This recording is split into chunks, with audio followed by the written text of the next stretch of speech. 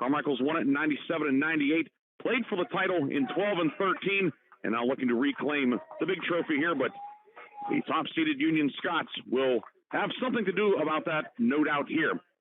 We will take a break. When we'll come back, we'll look at the teams. We'll look at the WPIAL 1A playoff bracket. We'll talk about what all has gone on and much, much more. Union and Carmichaels for the WPIAL Championship here at Penn West, California. We will have more of our pregame after this here on Lawrence County SportsNet.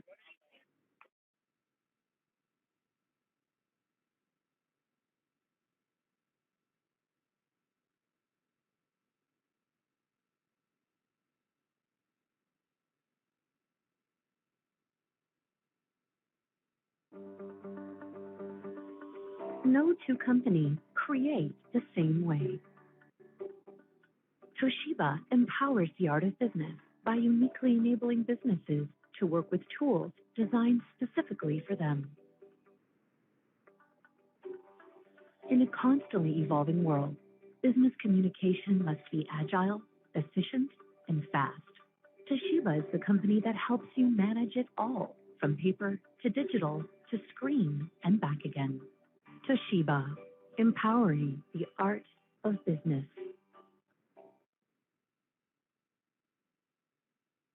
Trib Live High School Sports Network is the official video and audio streaming partner of the WPIAL. We broadcast over 2,000 sporting events each year and cover 17 sports in over 170 schools. At HSSN, you'll find the latest in high school sports news, live and archive broadcasts, scores, standings, and much more. Trib Live High School Sports Network, your high school sports leader. All season, every season. For 20 years, Melee Chiropractic has treated athletes of all ages to help them get safely back to the top of their game.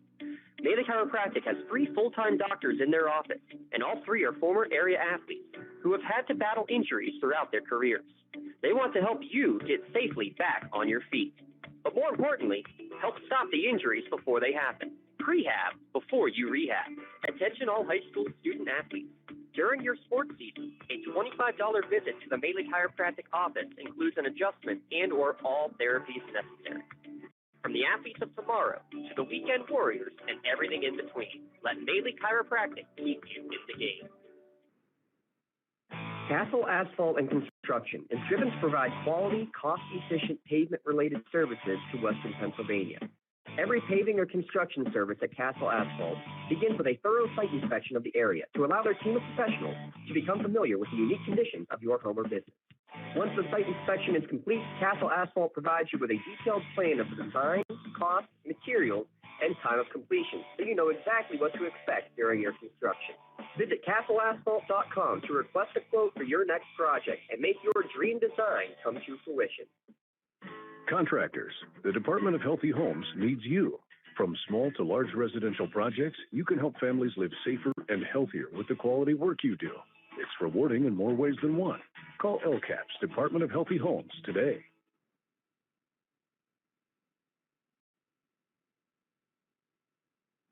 And welcome back to Penn West, California. Ryan Briggs with you here this afternoon on Lawrence County SportsNet. The WPIAL 1A softball championship game. Start time probably going to be somewhere in the neighborhood of 3:45, maybe even closer to 4 o'clock, as the field is being sprayed down right now to knock down the dust, which is certainly plentiful with the warm, dry air we've had for the last week or so and the wind picking up. So the field being prepped. The teams are finally getting into their respective dugouts. Carmichaels on the third base side and Union occupying the first base side as the designated home team in this one as the top seed. I believe that's how they're doing it. Yep, Cody Pattison from the Newcastle News confirming that. Presume that was the case, but you'd never know. Somebody gets an idea of doing something differently. But Union over on the first base side, they had to wait for the teams from the first game to clear out the dugouts, and now Union occupying the first base side, Carmichael's on the third base side. We are positioned here on the third base side, about midway between the pitcher's circle and the home plate area. here at Lilly Field. This facility, renovated a few years ago, was renovated in time for the 2020 season. Of course, we did not have a 2020 season, unfortunately, but they were able to dedicate it in 2021 and have been playing, the Cal Vulcans have been playing here, and this has been the longtime home of the WPIAL softball championships for the last, going back a couple of decades now. Beautiful facility here, great crowd on hand, with Bell Vernon and Montour folks still hanging around, taking in what was really a classic game, with Bell Vernon winning the 4A title game in 8 innings, 8-7. And some of the fans have dispersed. Union fans have moved in. We see some Carmichaels folks wearing the navy and gold also, as they are supporting their undefeated Mighty Mikes here in this championship game. Both teams, of course, advance into the PIAA tournament, which will begin Monday. And the winner of this one will take on the District 5 runner-up, which is Myersdale or Berlin Brothers Valley. They will play Thursday for the District 5 title, and so whoever loses that game will get the winner of this one.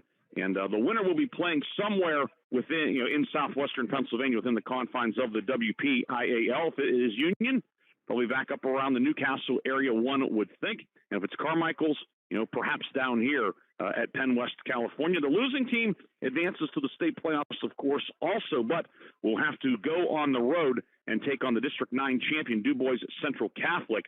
DCC winning District 9.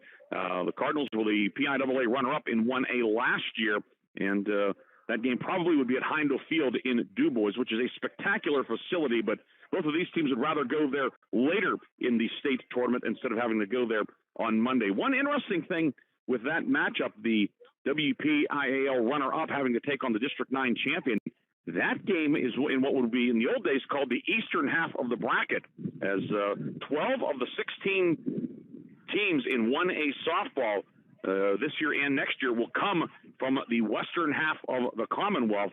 So it is possible. Again, a lot would have to go right for both teams, but these two teams could play again, and if they do, it would be in State College in the state title game at Penn State. They both would have to work their way through and win 3 games to get there, but it is certainly a possibility that these two teams could meet again. But first things first, Carmichaels and Union playing for the WPIAL 1A title here this afternoon. Looking at the tournament, it was a 12-team tournament, so the top 4 teams received byes into the quarterfinals, Union being the top seed, of course, along with Carmichaels, the number 2 seed. Fraser, which was also a section champion, received a bye, as did Chartiers Houston. Looking back at the 1A tournament in the first round, the only upset, and it's only an upset on paper, was number 9 Jeanette defeating Carleton 16-1 in the 9/8 game. West Green, the number 5 seed, defeated Monessen 16-1 in the 5-12 game.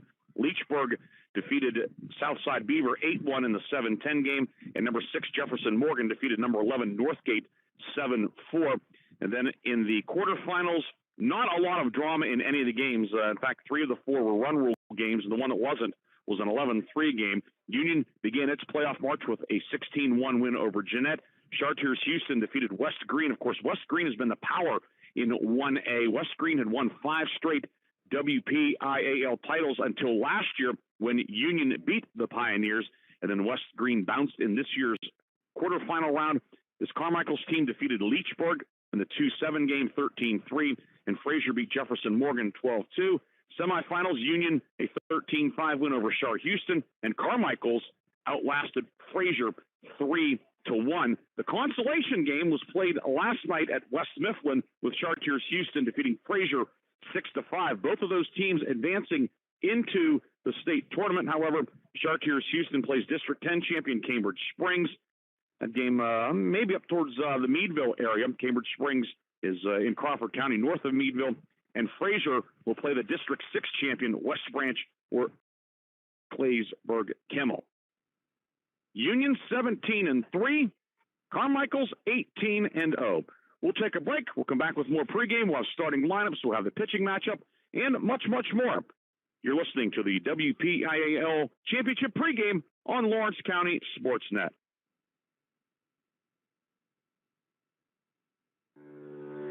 For 20 years, Melee Chiropractic has treated athletes of all ages to help them get safely back to the top of their game. Melee Chiropractic has 3 full-time doctors in their office, and all 3 are former area athletes who have had to battle injuries throughout their careers. They want to help you get safely back on your feet, but more importantly, help stop the injuries before they happen. Prehab before you rehab. Attention all high school student athletes. During your sports season, a $25 visit to the Melee Chiropractic office includes an adjustment and or all therapies necessary. From the athletes of tomorrow to the weekend warriors and everything in between, let Melee Chiropractic keep you in the game. Castle Asphalt and Construction is driven to provide quality, cost-efficient pavement-related services to Western Pennsylvania.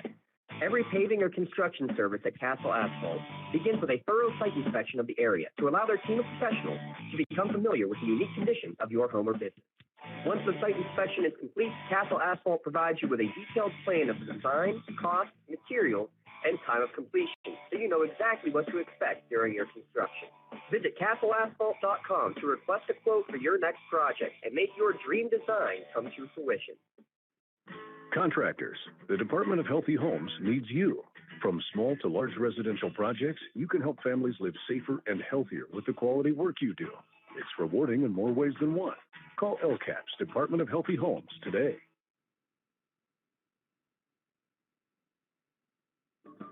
When it comes to protecting those you love, the businesses you've built, or the things you've earned, you need someone you can trust. Who better to protect your interests than a local insurance agent? Pontius Insurance is a team of local agents helping local residents in Lawrence County and surrounding areas, specializing in auto, home, business, and life insurance. Come see Dan Pontius, Jessica Weiland, Tracy Giddings, and the rest of the team at Pontius Insurance and receive the personalized service you deserve.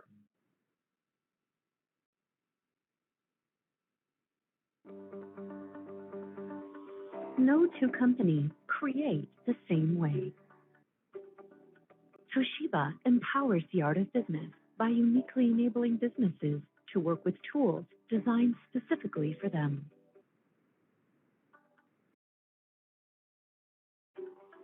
In a constantly evolving world, business communication must be agile, efficient, and fast.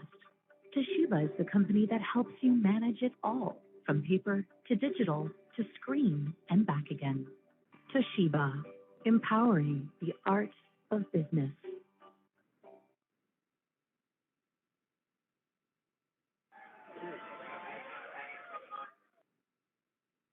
And welcome back to Penn West, California. Ryan Briggs with you, filling in for James Dotson today here on the Lawrence County SportsNet. This reminder that this game and the broadcast rights to this game are the sole and exclusive property of the WPIAL and the Trib Live High School Sports Network. Any broadcast of this game is intended exclusively for the benefit of the viewing and listening audience, and any use, rebroadcast, or distribution of this broadcast without the express written consent from the WPIAL and Trib Total Media is strictly prohibited. Union coming in at 17-3, the defending champions, runners-up in 2021, runners-up in 2019, and the third-place team in the WPIAL under head coach Doug Fisher in 2018. So Union certainly a lot of postseason experience for the young ladies in the blue, silver, and white warming up down the right field line. Union, 2 impressive victories in the tournament, 16-1 over Jeanette, and then 13-5 over Chartiers Houston.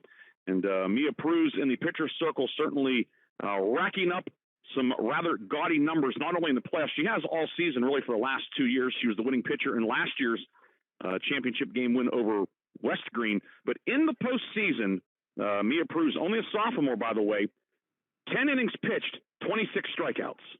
So of 30 total outs, 26 strikeouts. So the fielders haven't had to do a whole lot. In the win over Jeanette, it was a 3-inning game because of the run rule invoked 15 after 3. She pitched 3 innings, struck out 10. That's hard to do because there's only 9 outs in there. In fact, one of the Jayhawk base runners reached because the strikeout was not complete. The putout was not completed. She struck out 10 and only recorded 9 outs. That's how dominant she was. And then 16 strikeouts over a really good Chartiers Houston lineup as well. baffling them. So she has a 2.10 ERA in the postseason. For the season, the ERA is 2.87. The 16 strikeouts were a career high for Mia Pruz. She did walk 5, however, and that could be something that is a bit, maybe something to monitor. She has certainly not struggled with control this year. Only 34 walks in 53 and 2/3 innings. She comes in with a 9-3 record. Meanwhile, for Carmichaels, like last year, Pruz was a freshman standout. This year, Carmichaels, led by a freshman standout in the circle, Bailey Barniak. She will get the start today. Will be her 18th appearance. She is 16-0 this year, 92 2/3 innings.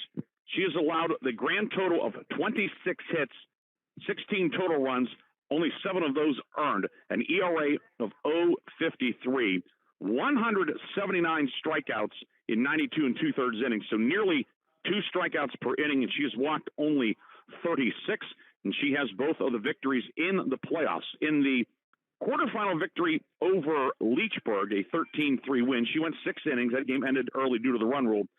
14 strikeouts in that one, along with giving up 3 hits and 4 walks. And then in the semis, a 3-1 win over Frazier.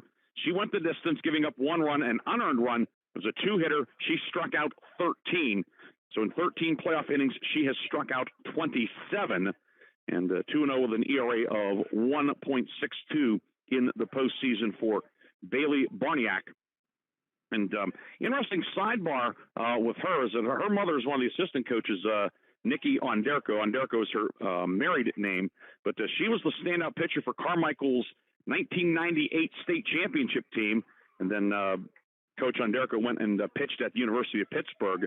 But so 25 years ago, she led the Mikes to a WPIAL AA championship, and then, of course, the state title also. That was back when there were only 2 classifications, by the way, AA and AAA, and now here we fast forward 25 years later, and her daughter, Bailey Barniak, will look to lead the Mighty Mikes to the top of the 1A heap here in the WPIAL.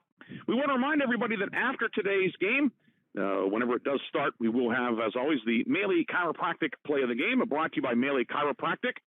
And we will also have the LCAP Player of the Game Award, brought to you by the Lawrence County Community Action Partnership. And, of course, the player or players who come up with the play of the game and the LCAP Player of the Game, they both received customized T-shirts courtesy of the Red Zone. And if you would like to see our entire list of players of the game and top plays, you can go online to lcsportsnet.com and click on Play of the Game or click on Player of the Game, and that'll be in our post game, the Maley Chiropractic Play of the Game and the LCAP Player of the Game Award. Temperature in the low 80s here in just outside of California. We are south of Pittsburgh, off of the toll road, State Route 43. Not a cloud in the sky here. The wind has picked up here as of late. It started to pick up, blowing in from right at the end of the preceding game, and has continued blowing towards us here on the third base side. Field crew is they're about done with their work. Field is in excellent condition here. It is a natural surface, so dirt infield and the grass outfield. The grass is mowed pretty short, so it is a fast track in the outfield. And again, with the lack of moisture that we've had, it's going to be dry and hard out there. Not quite like the old artificial turf, but if a ball hits, it's going to go and get all the way to the fence here at Lilly Field, home of the Cal Vulcans. It is a symmetrical park here, 8-foot wall the whole way around. They do not have the dimensions posted here, but I believe it's in the neighborhood of 220 the whole way around here at California. We'll confirm with the Cal folks here during our next break to get that. When we come back, we'll have the starting lineups and more. Union and Carmichaels, the WPIAL Class 1A title game here on the Lawrence County SportsNet.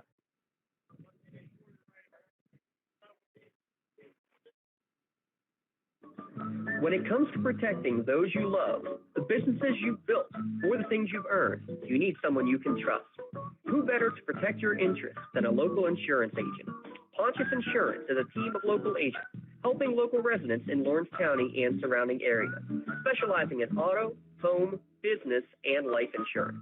Come see Dan Pontius, Jessica Weiland, Tracy Giddings, and the rest of the team at Pontius Insurance and receive the personalized service you deserve.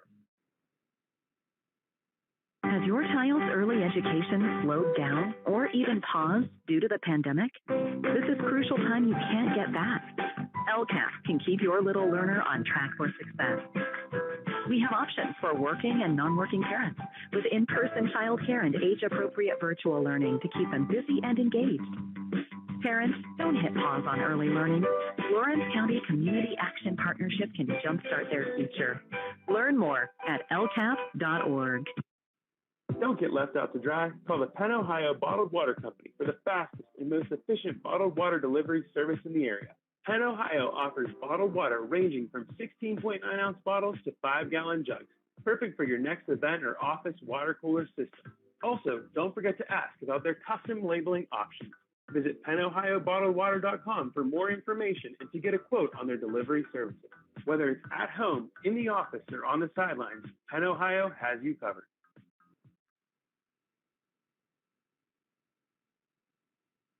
Whether you're hosting a big party, it's family dinner night, or you just need a place to go and watch the big game, the Crane Room Grill is the place to be.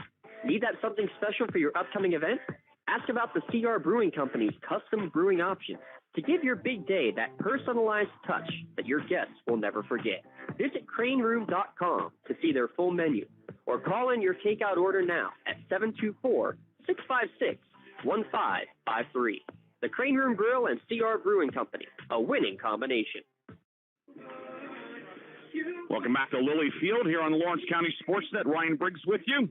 Hope you're having a great Wednesday, the final day of May, and the final round of the WPIAL Class 1A softball tournament. Union right now going through its infield and outfield drills on the field.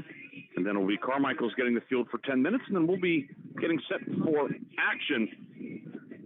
Union, of course, the defending champions, and a lot back from last year, 7 returning starters for head coach Doug Fisher, as Union, of course, went to the state quarterfinals last year for falling to Sagertown in 8 innings, 1-0. Union, a lot of postseason experience, and you certainly have to think that that is one edge. When you look at the stat sheet, you know there's a lot of parity between the two teams. The pitchers both have, of course, just terrific numbers. Some, the power numbers, the hitting numbers, etc. Pretty balanced across the sheet on both sides. But the one edge, Union has been here before. Won the title last year, played for the title 2 seasons ago.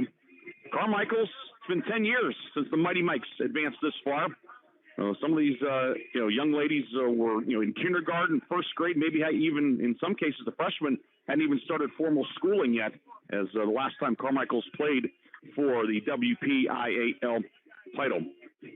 Last time out, Union with a 13-5 victory over Chartiers Houston, and as has been the case all season long, a very balanced offensive attack.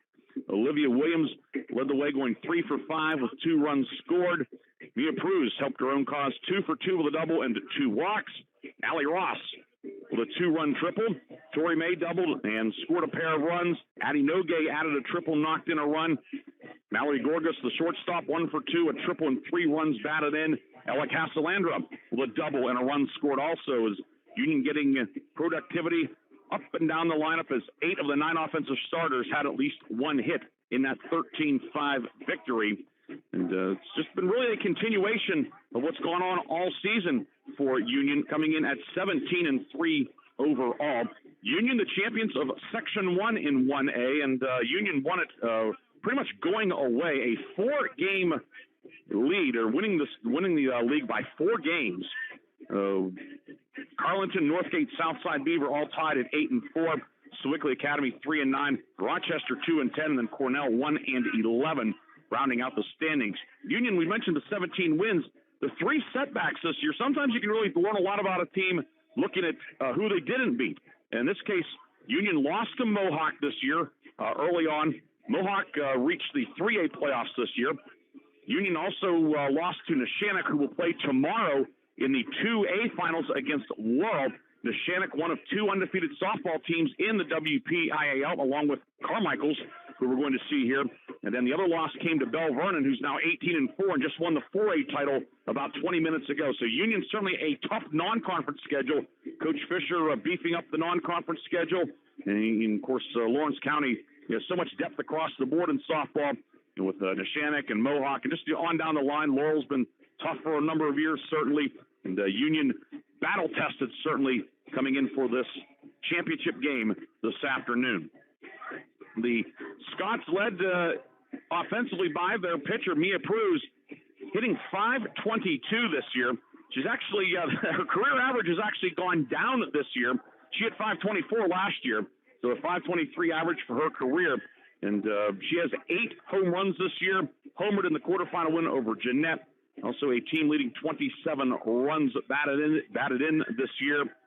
But Olivia Benedict hitting .452, Olivia Williams batting .466, Bella Cameron .425. The Scots, a deep lineup up and down 1 through 9.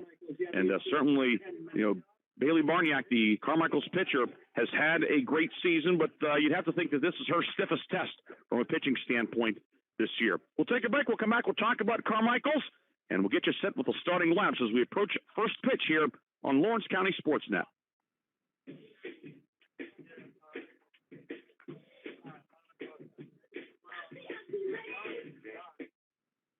Don't get left out to dry. Call the Penn Ohio Bottled Water Company for the fastest and most efficient bottled water delivery service in the area. Penn Ohio offers bottled water ranging from 16.9-ounce bottles to 5-gallon jugs, perfect for your next event or office water cooler system. Also, don't forget to ask about their custom labeling options. Visit PennOhioBottledWater.com for more information and to get a quote on their delivery services. Whether it's at home, in the office, or on the sidelines, Penn Ohio has you covered. In need of a lawyer? Contact Medore Bonner Law, a boutique firm offering tailored legal services and over 120 years legal experience. County residents with strong family ties to the community, Jason Medore and Michael Bonner, established Medore Bonner Law to provide clients with legal expertise and personal attention. Guided by their professional staff, you can feel confident your rights will be protected. Call attorneys Jason Medore or Michael Bonner, or visit MedoreBonnerLaw.com for more information. Back here at Penn West, California, Ryan Briggs with you on the Lawrence County SportsNet. Carmichaels and Union here in the 1A softball title game. This is the second of 3 games today. The first game ran very long. Bell Vernon defeating Montour in the 4A title game in 8 innings, 8-7. It's a game that took well over 3 hours. It took 2 hours, 45 minutes just to play 7 innings. And then the 8th inning inched along also, with Bell Vernon leading 8-5 going to the bottom of the 7th. Montour scored twice, tying run thrown out at the plate to end the game. So a lot of drama in 4A. The late game here is the 6A title game. Seneca Valley will take on Hempfield. And it's interesting sitting here right as the first game was concluding, as Bell Vernon was celebrating after recording the final out of the game. The Hempfield bus pulled in. And surprise, surprise, the Spartans and Seneca Valley, they are going to be waiting for a while. They are hoping that this one moves along at a pretty good clip. Both these two pitchers, certainly it is quite possible that we won't have an 8-7 game like we had in the first one here. But, hey, you never know with softball or baseball. Anytime you think you're going to get a pitcher's duel, that the bats break out. Carmichael's a very talented offensive team. Karis McConnell leading the team. With 4 home runs this year. She's knocked in 30, hitting .537. Sophia Zahler, who will bat leadoff today, .566 average this year. She has scored 31 runs. She and McConnell share the team lead. Zahler also 23 steals this year. And no doubt that she is somebody that the Union will be focused on and keeping her off of the bases. Carmichael's in the win over Leechburg in the quarterfinals. Their big guns came up big. Zahler 3 for 4 with a double and 2 runs batted in. Carly Roberts went 3 for 3 with 3 doubles and 2 runs. She has been as hot as anybody in the Mighty Mikes lineup, and a couple of hits each for Allie Jacobs and Ashton Bates. And Caitlin Waggett also went 2 for 3 with 3 runs scored in that quarterfinal round victory. And then in the semifinals against Fraser, a 3-1 victory. Zaylor going 1 for 3 with a couple of stolen bases. Waggett with a big triple in that one, but Karis McConnell, she really was the story in that one. 2 for 2, a home run, 2 runs batted in that 3-1 victory. McConnell earlier this year had a 9-game hitting streak, and what a debut she made at the varsity level. Freshman, March 20th against Laurel Highlands, a 10-0 Carmichaels win. She went 3 for 4 with a home run, 2 doubles, 3 runs scored, and 5 runs batted in. That's setting a pretty high standard. How do you top that? That was her very first game at the high school level, and if she has a day like that, Mighty Mikes have a good chance of going down Route 43 with the gold hardware. Carmichael's 18-0 overall, 12-0 in the Section 2. Carmichael's winning the section by 2 games over Chartiers Houston. The Buccaneers were 10-2. It was West Green at 8-4, Jefferson Morgan 6-6, Mapletown 4-8, California 1-10, and Avella went 0-11 in league play this season. Carmichaels, under longtime head coach Dave Briggs, he was an assistant coach on the WPIAL title teams in 97 and 98, and now here as the head coach, and he has the Mighty Mikes playing in the title game for the first time since 2013. This will be Carmichael's first trip to the state playoffs since 2017. That year, Carmichael's came out of the district as the number 3 team. And today, they have a chance to win the title and enter next week's state playoffs as the number 1 seed out of the WPIAL, or on the PIAA paperwork, District 7. So just for people wondering, we always pick up new fans this time of year, parents and siblings and so forth. If you're looking and you wonder, hey, where's WPIAL? It's also synonymous with District 7. So for people that might be looking, if you see a 7, 7-1, 7-2, whatever, those are the teams involved here in Southwest Pennsylvania. Carmichael's the visiting team in the navy jerseys with navy pants. Gold lettering outlined in white numerals, navy pants with a gold stripe, and very much like the West Virginia Mountaineers color scheme. I know that rugged Ron Poniwaz of the Newcastle News is a big West Virginia fan, so he would like that color scheme, but we know he's rooting for Union today. Union on the first base side wearing the blue jerseys. It's kind of if you think of the side of an interstate highway sign, that shade of blue. That's the Union jersey with silver numbers and letters outlined in white, blue pants, and white socks for Union today, as the Scots are up on the fence in the first base dugout watching Carmichael's go through its infield and outfield drills as we approach first pitch in this one. We'll take a break. We'll come back with the starting lineups. Union and Carmichael's for the WPIAL title here on Lawrence County SportsNet.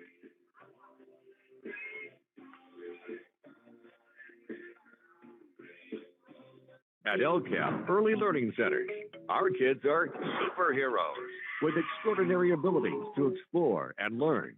All our programs are filled with amazing children, but we need help. We're hiring group supervisors, assistant group supervisors, aides, and many other support positions. If you love to work with children as young as 6 weeks old, then you could be a superhero too. Help empower young minds in Lawrence County. Apply today at lcap.org. Trib Live has a little something for everyone. Sports from high school to the pros. News from across the street and around the world. Arts and entertainment. Lifestyles. Opinion. Weather. Photo galleries. Video. You can even find your next job, house, and car. So look alive, Pittsburgh, and get the news you want and information you need all in one place. TribLive.com. TribLive.com. News and more 24/7. When injuries get you sidelined, don't trust just anyone to get you back on the field. Visit Health in Motion Physical Therapy in Shenango Township. They want to get you back to the top of your game as quickly as possible with certified orthopedic and manual therapy. At Health in Motion, you receive quality one-on-one time with a board-certified physical therapist. Get the next generation of physical therapy to help in your recovery. Health in Motion is the first PT clinic in Western Pennsylvania to use the NUVI, the neurobioelectric stimulator, in their therapy. Their technologies can reduce your time on the sideline from 3 or 4 weeks to just 3 or 4 days. Don't wait for months to see improvement. Notice a difference after your first visit to Health in Motion, keeping you moving. Welcome back to Lilly Field, Penn West, California. Ryan Briggs with you on the Lawrence County SportsNet. Time now for this afternoon's starting lineups. First for Carmichaels, the number 2 seed in the tournament, so the Mighty Mikes are the visiting team. Leading off will be the center fielder, Sophia Zahler. Ashton Bates will bat second and play second. Karis McConnell, the shortstop, hits third. Allie Jacobs is the DP. She's batting in cleanup, and she is batting for the first baseman, Marissa Yeager, who is in the flex position, and we'll get into that more if it becomes relevant. Bailey Barniak will bat fifth. She's the starting pitcher. Kendall Ellsworth at third base will bat sixth. Caitlin Waggett will catch and bat seventh. Carly Roberts in left field hits eighth, and Megan Voigthofer is the right fielder. She bats ninth. Zahler, Bates, McConnell, Jacobs, Barniak, Ellsworth, Waggett, Roberts, and Voigthofer. For Union, the top seed, the Scots will line up this way. Leading off will be the second baseman, Olivia Williams. Batting second is the center fielder, Allie Ross. In the number 3 spot is left fielder Addie Nogue, Mia Pruz will pitch and bat cleanup. Olivia Benedict is the DP, batting fifth. She is batting for the right fielder, Piper Jendrysik. Tori May will play first base and bat sixth. Mallory Gorgas, the shortstop, hits seventh.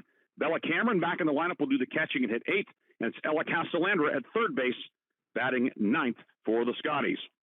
Williams, Ross, Nogue, Pruz, Benedict, May, Gorgas, Cameron, and Castellandra for Union. Captains, coaches, and umpires are meeting at home plate right now, going over the ground rules and exchanging the lineup cards and all of the various things that happen in those pregame meetings before this championship game. 4-man crew for the championship.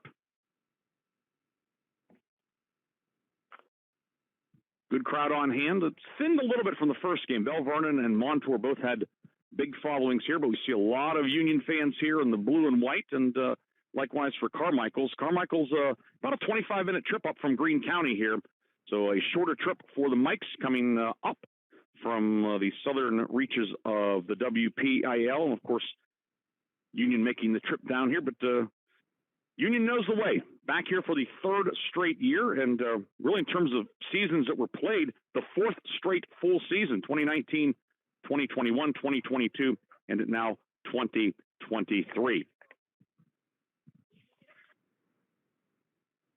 After the game, as always, we'll have the Maley Chiropractic Play of the Game Award brought to you by Maley Chiropractic. We'll also have the LCAP Player of the Game Award. That's brought to you by the Lawrence County Community Action Partnership. Again, today's broadcast on the Lawrence County SportsNet and the Trib Live High School Sports Network, brought to you by Maley Chiropractic, Castle Asphalt, The Red Zone, the Medore Bonner Law Firm, Pontius Insurance, Crane Room Grill, Penn Ohio Bottled Water, Health and Motion Physical Therapy, Western Pennsylvania Fall Baseball League, 3B Barons, Lawrence County Child and Youth Services, Tri-County Principals Association, Union Area Education Association, Union Volunteer Fire Department, and by the Lawrence County Community Action Partnership. We'll take our final pregame break. First pitch comes up next. You're on your home for the WPIAL 1A championship game. This is the Lawrence County SportsNet.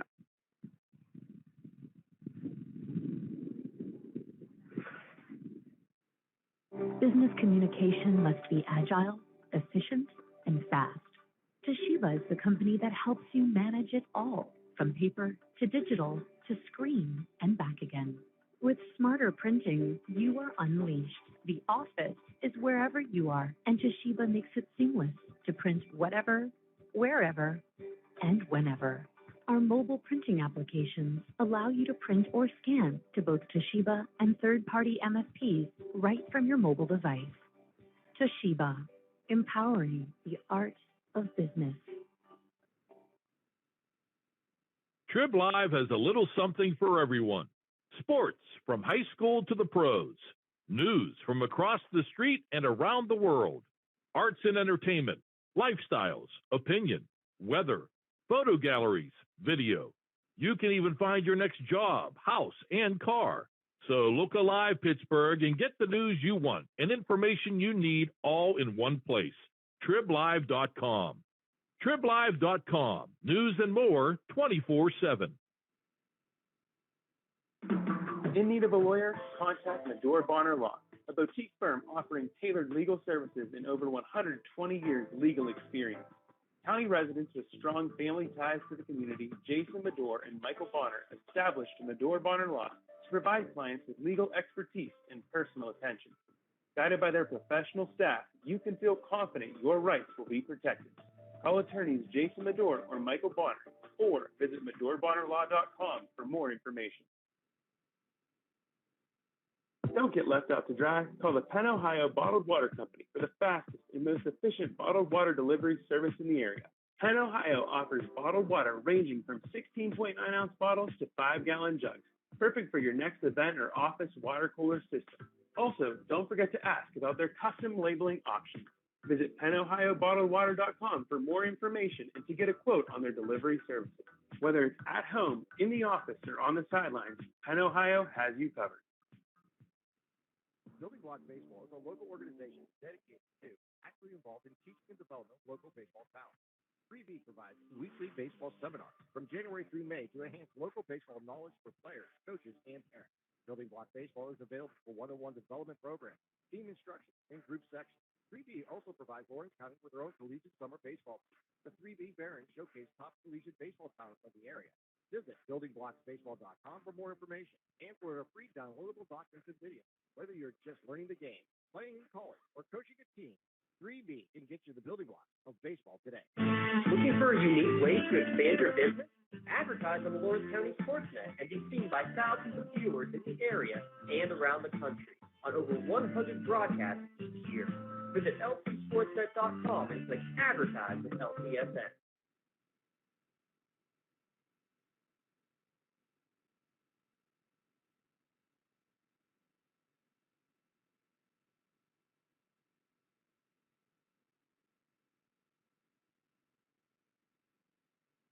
Works in Progress Painting wishes a successful and satisfying season to all Lawrence County sports teams and athletes. Work hard and bring honor to your team and how you play. Joe Wright and his family have been providing painting, window cleaning, and other property services for homeowners and businesses in the Lawrence County area for over 10 years. Their goal on every project is to provide a meaningful service that honors their customer, God, and their family, and to have fun while doing it. Works in Progress is now booking interior painting and related projects for the winter season. Call Joe today, 724-714-4294, to discuss your next project. Business communication must be agile, efficient, and fast. Toshiba is the company that helps you manage it all, from paper to digital to screen and back again. With smarter printing, you are unleashed. The office is wherever you are, and Toshiba makes it seamless to print whatever, wherever, and whenever. Our mobile printing applications allow you to print or scan to both Toshiba and third-party MFPs right from your mobile device. Toshiba, empowering the art of business. Trib Live has a little something for everyone. Sports from high school to the pros. News from across the street and around the world. Arts and entertainment, lifestyles, opinion, weather, photo galleries, video. You can even find your next job, house, and car. So look alive, Pittsburgh, and get the news you want and information you need all in one place. TribLive.com. TribLive.com. News and more 24/7.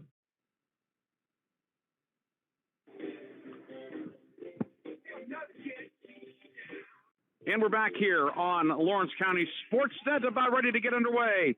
Union and Carmichaels starting about 95 minutes behind schedule, but they have lights, we have ample sunshine, and we have two outstanding teams here. Union Scotties taking the field. Mia Pruz getting ready to begin her warm-up tosses in the circle.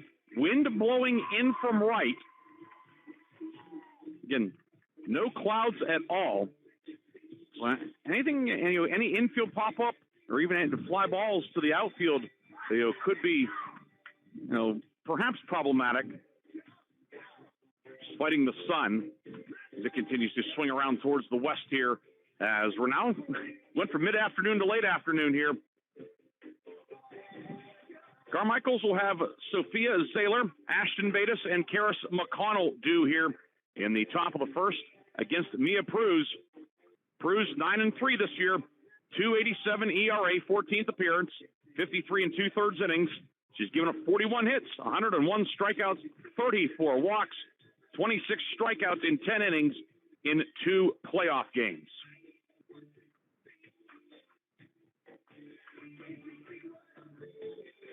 It'll be the left-hand hitting center fielder Sophia Zahler to lead off for Carmichaels. Zahler hitting .566 this year, 1 home run, 9 runs batted in. She's also walked 11 times. Carmichael's a free-swinging team, not a lot of walk totals, not a lot of strikeouts either. Mikes want to put the ball in play and make things happen, and Zahler certainly very capable of that.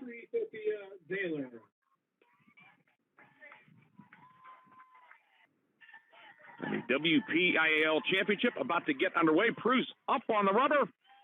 Gets the sign. First pitch is taken for a ball. First pitch of today's game brought to you by Penn Ohio Bottled Water Delivery.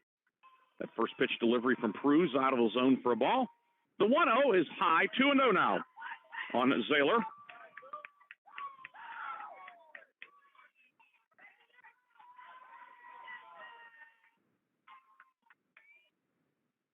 Pruz gets the sign. 2-0. Apparently outside, and count goes to 3-0. 3 balls, no strikes on the leadoff hitter, Zahler. Zahler probably taking all the way here. We'll see. 3-0 from Pruz. They strike at the top of the zone, and it's 3-1. The Medora-Bonner Law defensive alignment for Union. Bella Cameron doing the catching for Pruz. Tori May at first. Olivia Williams at second. Ella Castellandra at third. Mallory Gorgas at short. Outfield left to right. Addie Nogue, Allie Ross, and Piper Jen Dreisick. The 3-1 from Pruz. Here it comes. And it's a strike. The count goes to 3-2. So Pruz has battled back after 3 in a row out of the zone. Third baseman Castellandra is a good 20 feet in front of the bag, hugging the line. First baseman May, even with the bag. 3-2, squibbed on the left side. Shortstop with it, throw over to first. In time, nice play by Gorgas for out number 1 to get the speedy Zahler. Pruz gets the out after falling behind 3-0.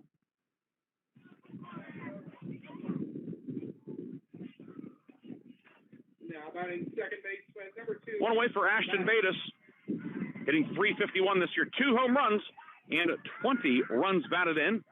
Right-hand hitter. First pitch is low for a ball.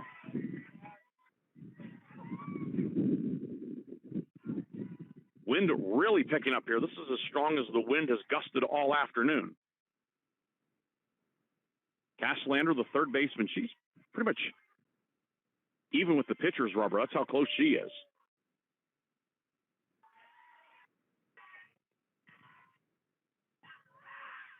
The 1-0 from Pruz. Low, 2-0. May, the first baseman behind the bag, hugging the line. A lot of room up the middle. 2-0 on the way. Swing and a miss. Pruz pumped the heater past Bates, and the count goes to 2-1. Bates 2 for 7 in the postseason. Went 0 for 3 with a pair of strikeouts against Frazier in the semifinals. 2-1 on the way. It is high. Check swing, but batter Bates held up. It is 3-1.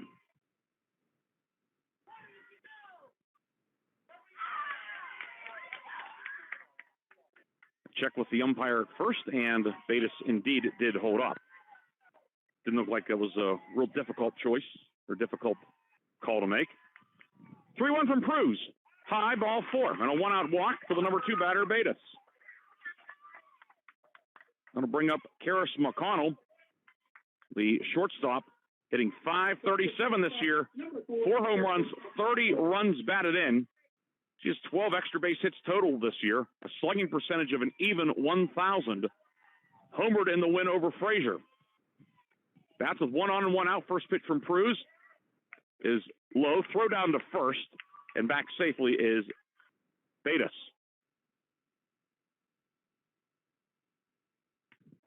Betas, 10 steals this year, one of 5 players on Carmichaels with double-digit steals. McConnell, who's at the plate now, is third on the team with 12 steals. Betas and the on-deck hitter, Allie Jacobs, each with 10 steals this year. Zahler, who grounded out to begin the game, leads the team with 23.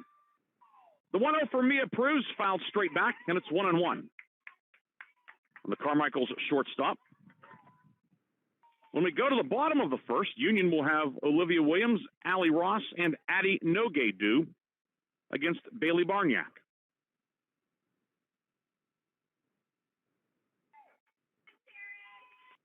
Pruz, the sophomore righty, winning pitcher in last year's title game.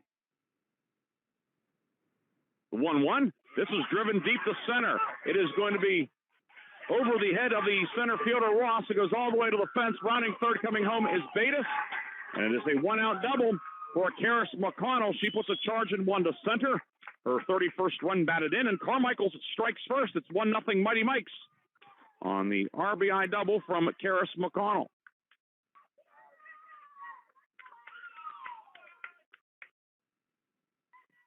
One down for Allie Jacobs. Listed on the lineup card as the DP, but the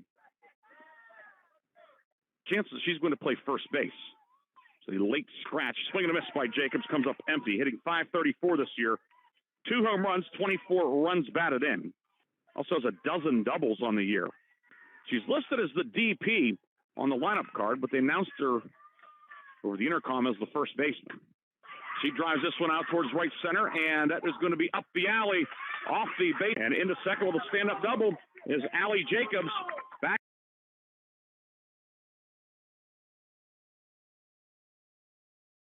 Back-to-back doubles, and Carmichaels has a 2-0 lead here in the early going, and still only 1 down. That'll bring up Bailey Barniak, hitting .417 this year with 14 runs batted in. Number 10, Bailey Barniak. After Zahler grounded out, Betas walked. Back-to-back doubles by McConnell and Jacobs. First pitch cut on and fouled off. That got a piece of the catcher, Bella Cameron. Also got a chunk of the home plate umpire. He asks Cameron if she's okay. She says she is. And the count is 0-1. Carmichael's coming in, the number 2 seed, making its first title game appearance in 10 years, but so far no early jitters for the Mighty Mikes. 0-1 off-speed pitch. It is punched on the right side off of the glove of the second baseman Williams into right field. Rounding third and scoring is Jacobs. The throw to the play is late. Now taking an extra 60 feet as the ball skips away is Barniak. A run-scoring single for Barniak. She takes second on the throw home. 3-0 Carmichaels. 3-0 and still only 1 out. And we will have a visit to the circle from Union head coach Doug Fisher. And this trip to the circle is brought to you by Pontius Insurance. Take the time out to save money on your insurance. Pontius Insurance. If you're Carmichaels, you pretty much could not have scripted a better start to this one. Leading 3-0 and still only 1 out in the top of the first inning. Next up, third baseman, number 17. Kendall Ellsworth, the Carmichael's third baseman, when I'll stand in, hitting .318 this year. 15 runs batted in. She's 0 for 6 with 4 strikeouts in the postseason, however. And Pruz could use a punch out here. Barniak at second, and the first pitch is a strike. Barniak, only 4 runs scored this year. They've used the courtesy runner for a lot, most of the season, but she's running here in the early going. 0-1, high 1-1. And of course, all of our courtesy runners are brought to you by Castle Asphalt. It's Expected to see somebody coming out of the third base dugout to replace Barniak, but no, she's out there with one down. Bunt by Ellsworth fouled off. And it's now 1-2. The Carmichaels third baseman.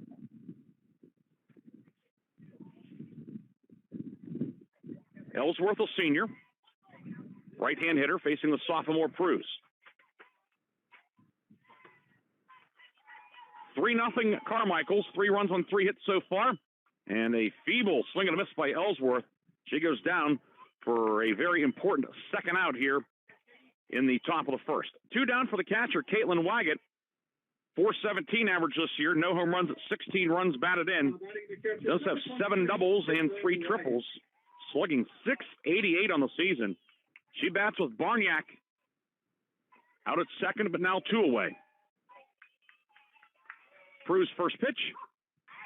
Strike at the belt. 0-1 on the right-hand hitting Waggett. Waggett, sophomore. Righty batter, even stance. Pruz gets the sign from Cameron. Swinging a foul at the plate. I got a piece of Cameron's bare hand also. Cameron's taking a couple of shots here in the early going. She nods and says she's okay, but she might be fibbing a little bit. Look at her body language. Count is 0-2. Pruz looking to shut it down after the Mikes have struck for 3. 0-2, swing and a miss. Back-to-back strikeouts for Mia Pruz to end the first, but Carmichaels 3, Union coming to bat. Gets 3. 3 runs, 3 hits, no errors, 1 left. After a half inning in the WPIAL championship game, it's Carmichaels 3, Union coming to bat here on Lawrence County SportsNet. WPIAL. Don't get left out to dry. Call the Penn Ohio Bottled Water Company for the fastest and most efficient bottled water delivery service in the area. Penn Ohio offers bottled water ranging from 16.9-ounce bottles to 5-gallon jugs, perfect for your next event or office water cooler system. Also, don't forget to ask about their custom labeling options.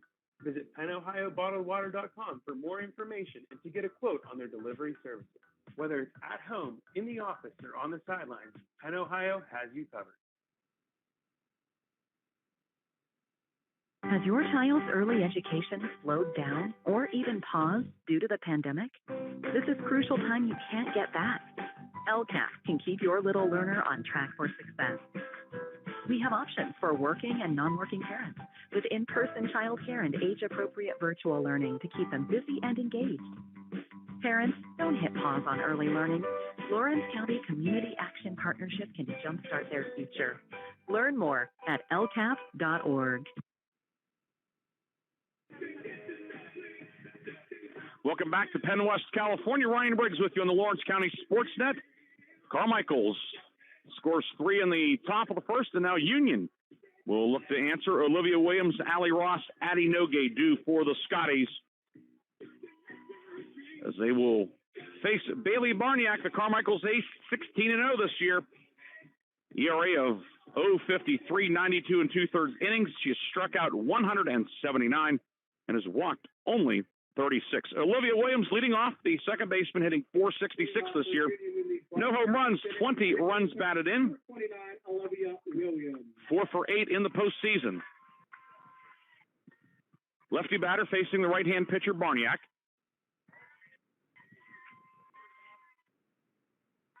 And the first offering is line foul off the dugout on the third base side. It's 0-1.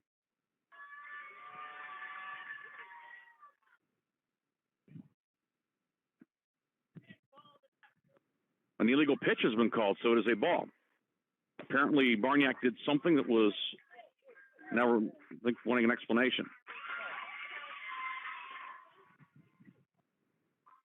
And pitching coach Nikki Onderko, who doubles as Bailey Barniak's mom, will ask what the infraction was.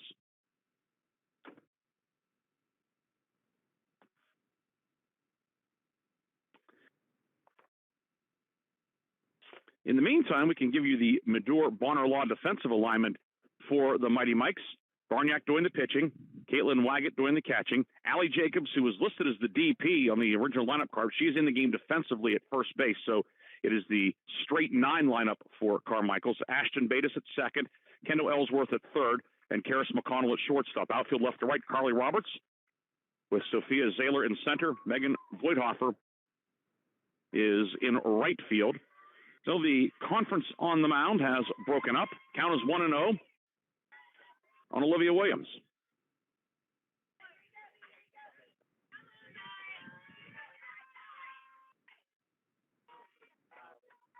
Williams up on the rubber. Righty deals. This one's punched out into short left field, and it will drop in for a base hit. Williams parachutes that one in for a single. She makes a wide turnaround first and retreats back to the bag. Williams now 5 for 9 in the postseason. It's a leadoff single for Union. Brings up Allie Ross, the center fielder, hitting .320 this year. 2 home runs and 16 runs batted in for Ross. Williams, team leading 16 steals this year. Certainly a threat to go. Ross, righty batter. Wide stance. Barniak's first pitch. High for a ball. Catcher Waggett faked a throw down to first, but Williams had retreated to the base already.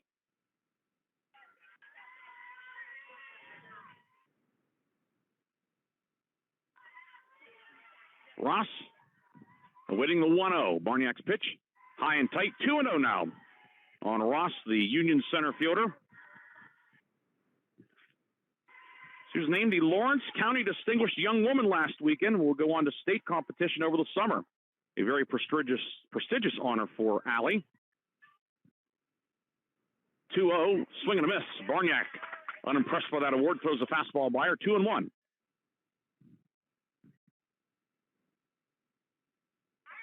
Outfield straight away. Perhaps Voigthofer for the right fielder a step or so towards the line. Normal depth. First baseman Jacobs and step in front of the bag. 2-1. Wave and a miss by Ross. She chases one out of the zone. The count now even at 2-2.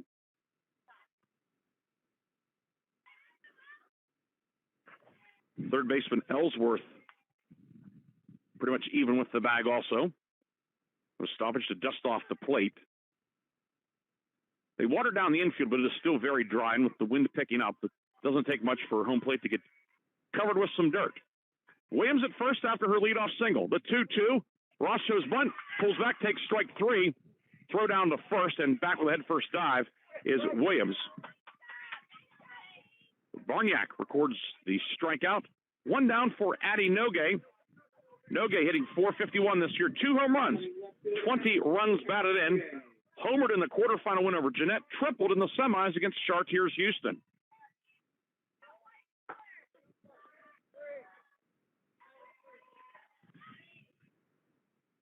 Barniak's first pitch, off-speed pitch. It is driven out to right, and it's going to drop in for a base hit. A rather conservative play by Voigthofer in right. Williams pulls into second, and it's a one-out single by Addie Nogue. That will bring the tying run to the plate in Mia Pruz. Pruz, definite home run power, 8 round trippers this year, hitting .522, 8 home runs, 27 runs batted in. She homered in the quarterfinals against Jeanette.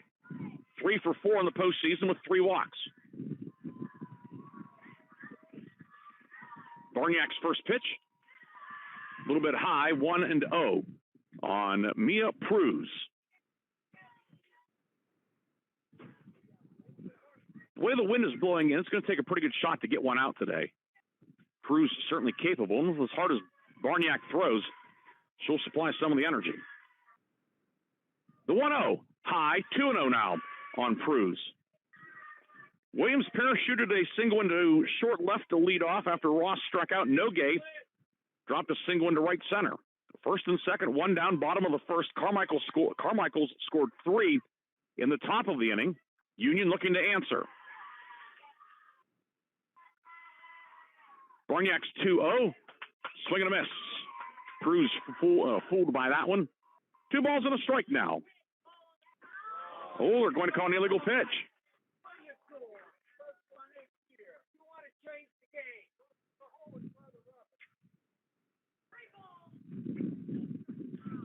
It's apparently has to deal with something, her foot being in contact with the rubber. So it is 3-0 because of the illegal pitch.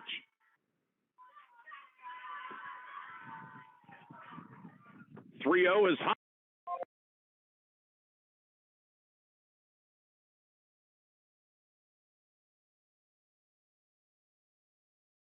Gets away, coming back towards the infield, breaking for home as Noge slides. She is out on the play, 2-3, as Jacobs came in and covered the plate.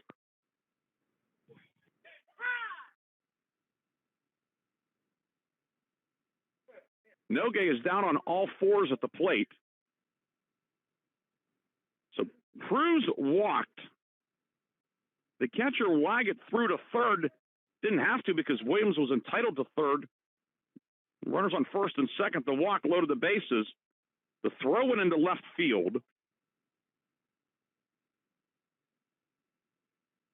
Williams scored on the play. Noge went all the way to third. Then the throw back towards the infield got away. The catcher Waggett hustled to get it, and Allie Jacobs heads up, coming back down from first base. Wasn't spectating. She got there, applied the tag on Noge for the second out. Cruz ends up at third.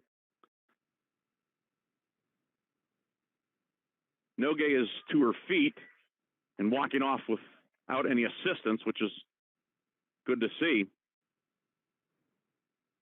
So a wild play here in the first inning already. A throw that didn't need to be made ended up in a run and an out. 3-1, Union on the board. And Olivia Benedict batting with Cruz over at third. Not often you see a batter walk and end up at third on the play. That's exactly what happened. Cody, you're taking copious notes of all this? All right, good. Courtesy runner at third base for Union number 16, Maddie Settle. Now a courtesy runner for Cruz over at first will be Maddie Settle. Olivia Benedict. Brings up Olivia Benedict. Benedict hitting .452 this year, 3 home runs, 17 runs batted in. Be big for the Scotties to get a run here. Get another run here. Benedict, left-hand hitting DP, with Settle running at first. Running at third, pardon me, for Cruz. First one is fouled off the plate. 0-1 on Benedict. Benedict, 3 for 6 in the postseason with 4 runs scored, homered in the win over Jeanette.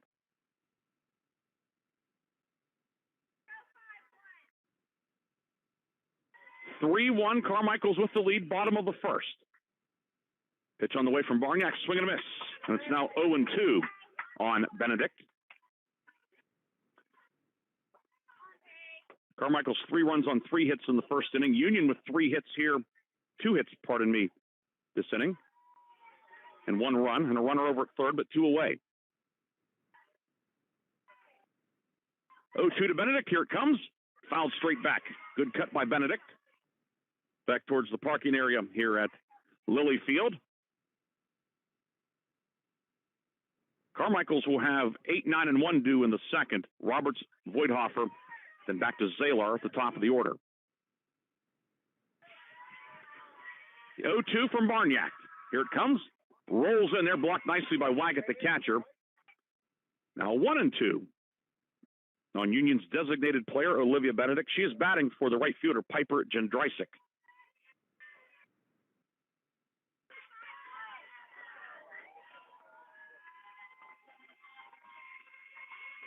First baseman Jacobs hugging the line. The 1-2.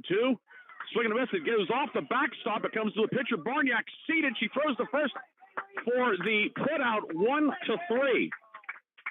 The score after 1 inning is Carmichaels 3, Union 1. Union gets 1 run. There were 2 hits.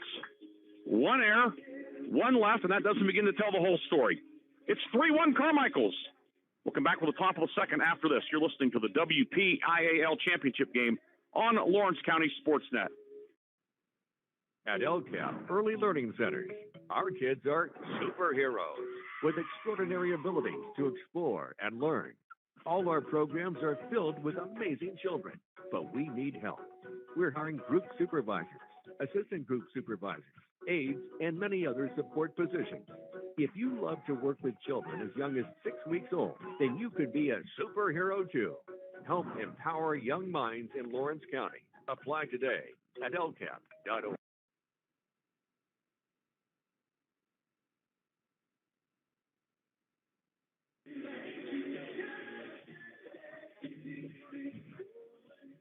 Top of the second coming up for Carmichaels. Mighty Mikes lead 3-1.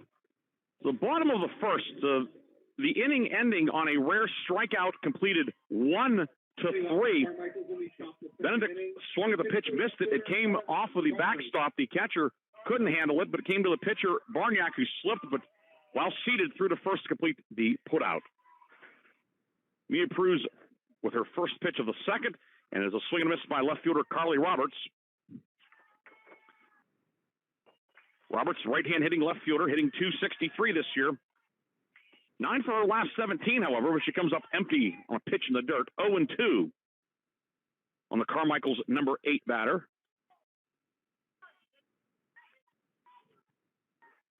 Cruz checking the wristband on her left forearm. Getting the signs, and the 0-2. Called strike 3. Put that one, the knees, 3 straight strikeouts for Mia Cruz. 1 down for the number 9 hitter, Megan Voigthofer. Voigthofer hitting .244 this year. 2 for 6 in the postseason. No home runs at 7 runs batted in. Righty batter. Cruz's first pitch, high for a ball.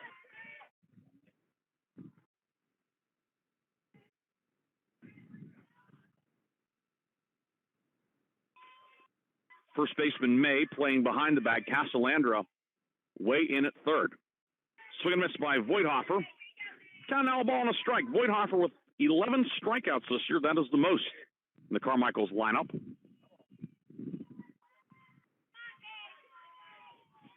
Two for 4 with 3 runs scored against Leechburg in the quarterfinals. Swing and a miss.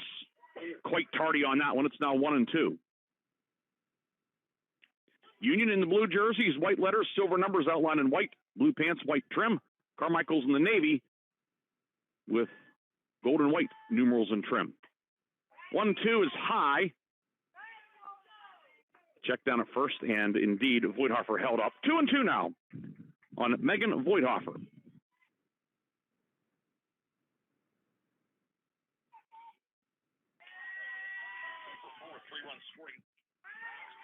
Two high, now 3-2.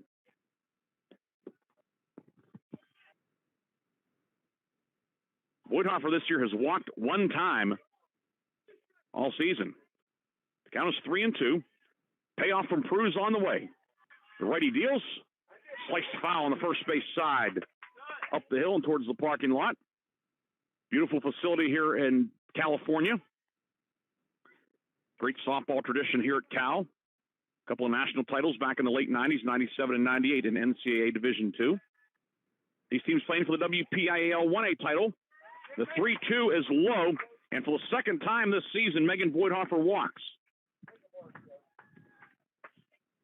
If you're Union coach Doug Fisher, you don't like seeing the number 9 batter get walked. Get it back to the top of the order for Sophia Zahler. She grounded out to short, leading off the game. Zahler now 4 for 8 in the postseason.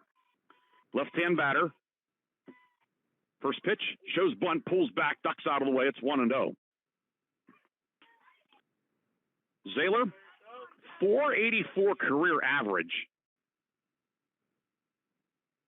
Surprisingly, she has 3 sacrifice bunts this year.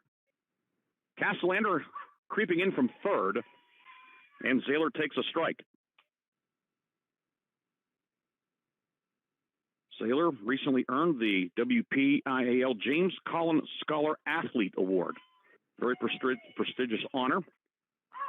Bunt fouled off the plate. It's now 1-2. And that got Cameron on the left shoulder, it would appear. Right where the protector stops, that's where the ball got her. She's going to be dotted with bruises when this one ends. Zahler, 4.20 GPA, plans to be a veterinarian. She's going to Penn State. The 1-2. Taken low, 2-2 now. On Carmichael's leadoff hitter, Sophia Zahler.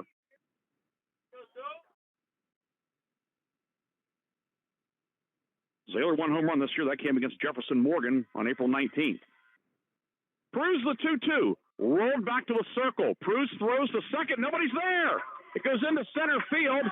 Throw back towards third is over Castellandra's head. Skips off the fence. And that will allow Zahler to take an extra 60 feet. Probably would not have been a double play, but should have been an easy out at second base. But Gorgas and Williams looked at each other. The throw was perfect, but nobody there. So it goes as E1.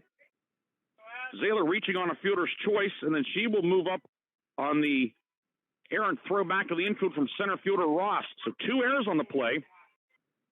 Carmichael second and third without a hit. First pitch to Ashton Bates is a strike. Bates walked and scored in the first. Shows bunt, fouls it off.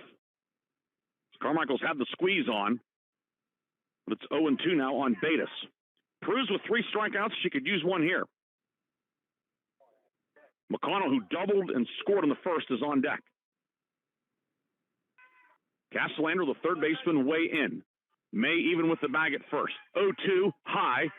Nice stab made by the catcher, Cameron. And it's 1-2 now.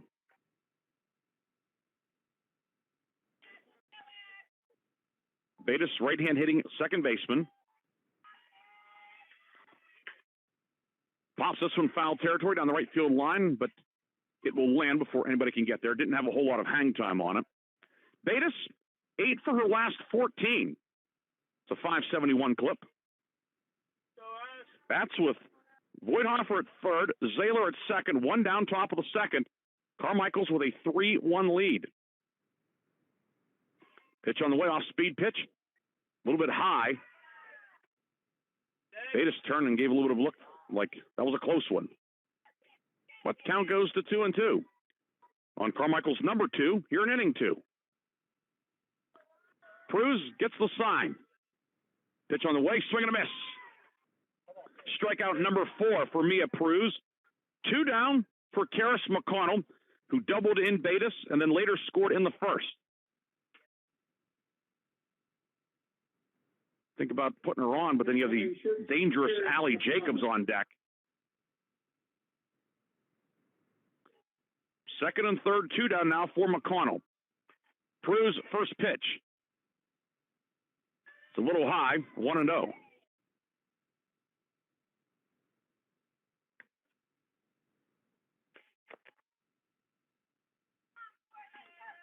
Right-hand hitting shortstop McConnell, a freshman. Takes a strike at the top of the zone. Count even now with a ball and a strike. McConnell 4 for 6 with 3 runs batted in here in the tournament. The 1-1. Low, 2-1 now. Voidhofer at third, Zahler at second. Good speed on the bases for the Mighty Mikes.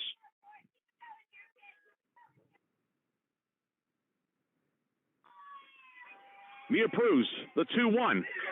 Driven out to center, and it will drop in for a base hit. Ross Opplevit, the throw coming back towards the infield will be cut off. It is a 2-run single for Karis McConnell. And Carmichaels has a 5-1 lead. McConnell 2 for 2 with 3 runs batted in. Voidhofer scores. Zahler scores. Both runs unearned at this point. In fact, and they will be unearned no matter what happens. Brings up Allie Jacobs, who doubled in a run and scored. McConnell off on the pitch, slides in safely to second. Ball trickles away. Grabbed by the shortstop, throw to Castellandra, and out at third as Mallory Gorgas threw a BB to Ella Castellandra at third to cut down McConnell. She will get the stolen base and then is out 6-5 to end the inning. Another very eventful half inning of softball here. Carmichaels gets a pair of unearned runs. 2 runs, 1 hit. 2 errors, and nobody left. Carmichael's on top, 5-1. We'll come back with the bottom of the second after this on the Lawrence County SportsNet. Offering world-class care to athletes of all ages. When injuries get you sidelined, don't trust just anyone to get you back on the field. Visit Health in Motion Physical Therapy in Shenango Township. They want to get you back to the top of your game as quickly as possible with certified orthopedic and manual therapy. At Health in Motion, you receive quality one-on-one time with a board-certified physical therapist. Get the next generation of physical therapy to help in your recovery. Health in Motion is the first PT clinic in Western Pennsylvania to use the Nuvie, the neurobioelectric stimulator, in their therapy. Their technologies can reduce your time on the sideline from 3 or 4 weeks to just 3 or 4 days. Don't wait for months to see improvement. Notice a difference after your first visit to Health in Motion, keeping you moving.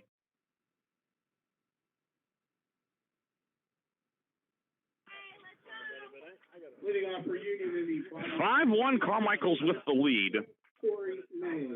It'll be Tori May, Mallory Gorgas, and Bella Cameron. 6, 7, and 8 due for the Scotties against Bailey Barniak. And Barniak's first pitch to May is a little bit high.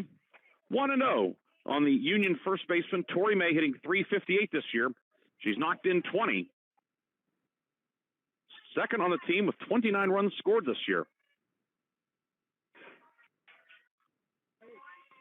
Barniak's 1-0 over everybody's head. It's now 2-0. Both runs last inning for Carmichael's last half inning were unearned.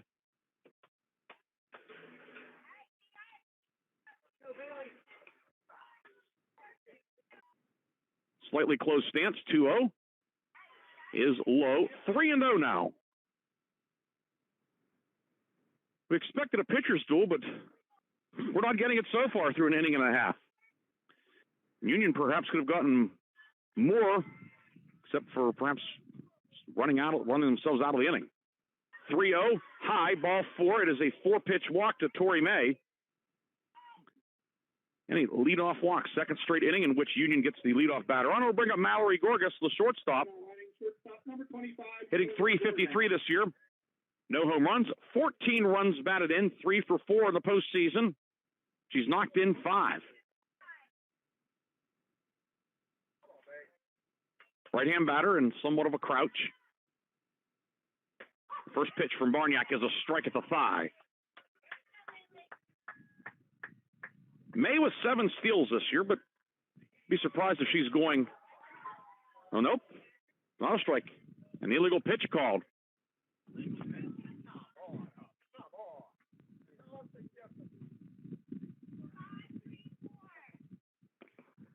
Apparently it's dealing with something with that front foot being on the rubber. 1-0, high, 2-0. And, you know, 4-man crew. And in the postseason, you do tend to see more calls like that because umpires, they can focus more on it. And at times there's a little bit more of the letter of the law, if you will, or it's like to use a crossword puzzle word. They're more pedantic about things. Count is 2-0.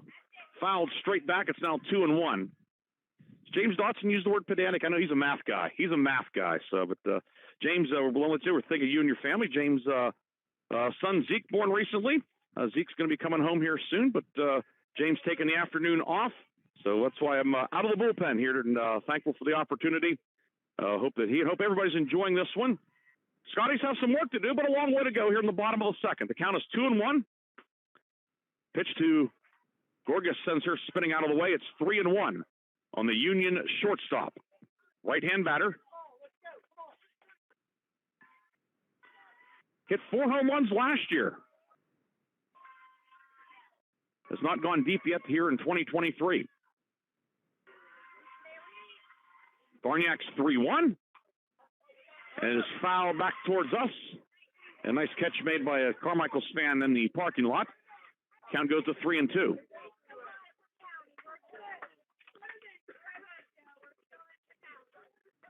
Mayes. Oh, well. That was an illegal pitch again called. Okay, so that's ball 4. Next up, catcher number 1, Bella Cameron. We were shielded from seeing the first base umpire making the call, but Gorgas reaches on the walk. So it was a nice catch made by the Carmichaels fan, but it's all for show. May now at second, Gorgas at first. And Barniak going over and asking the umpire, what am I doing or what am I not doing?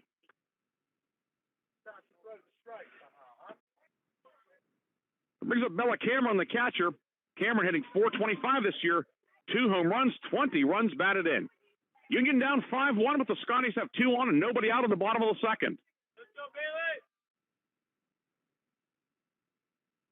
First pitch, and it's a half-swing foul by Cameron. Cameron back in the lineup after missing the semifinals. She went 1 for 3 with a strikeout against Jeanette in the quarterfinals.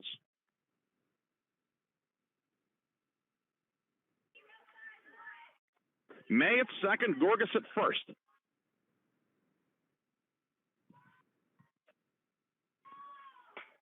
This one line to left, and it is off the glove of the left fielder, Roberts. She misplays it. The runners will only be able to advance 1 base. They had to hold up as Roberts should have had it. She did not catch it. E7, bases loaded, nobody out for Ella Casalandra. It was hit hard, but it was right at the left fielder. Roberts would have been a head-high grab, and she just clanked it. Second error for Carmichaels. And there will be a courtesy runner for the catcher, Cameron. It's going to be Lorena Boyce running at first.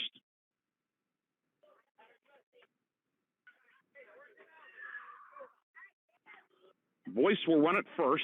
So it's May at third, Gorgas at second, and Boyce, the runner at first. Casalandra, the tying run at the plate. .333 average this year. She's knocked in 14. First pitch, strike at the knees. It's 0-1 on Casalandra. Casalandra 2 for 7 with a double in the tournament. 2 walks and an error. The Scotties have loaded the bases without a hit. The second walk was a ball 4 thanks to an illegal pitch. 0-1, high, 1-1. The first base umpire, that is his job, and he is laser focused on the pitcher's feet. The mechanics of a 4-umpire crew. Count 1-1 on Casalandra. She started the season on a 7-game hitting streak. Righty batter, awaiting the 1-1. Swing and a miss. Late on that one. It's now 1-2. Barniak struck out 2 in the first. She could certainly use a strikeout here. The bases loaded and nobody down in the bottom of the second.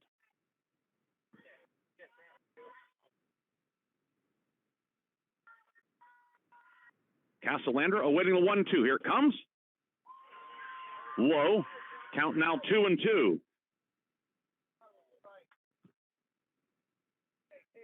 Casalandra, the only senior in the starting lineup.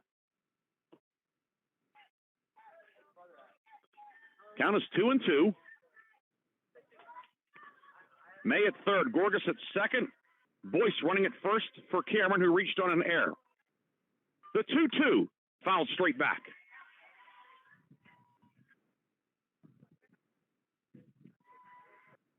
First game today ran exceptionally long. 8-7 win Bell Vernon over Montour in 8 innings. So our game didn't start till close to 4, and first inning and a half plus has not exactly zipped along. But we have lights here. The 2-2, swing and a miss. Casalandra waves at that one. Strikeout number 3, and a big first out for Carmichaels. Back to the top of the order for Olivia Williams. Singled and scored in the first. Back to the top of the order, second baseman, Olivia Williams.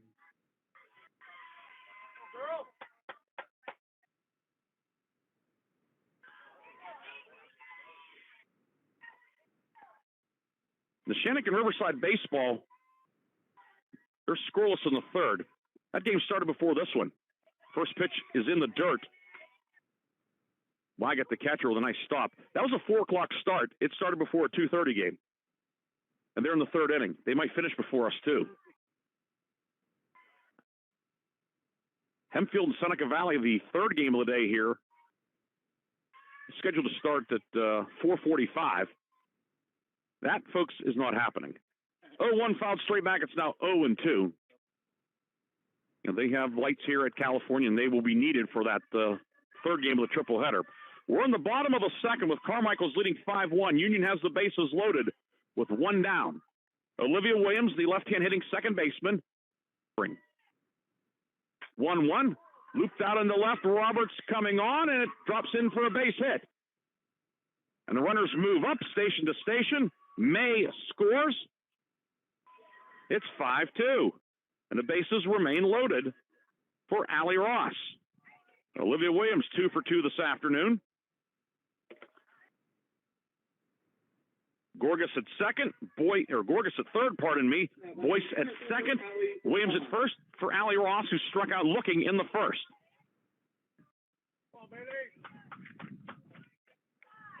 Barniak had only given up 7 earned runs all year.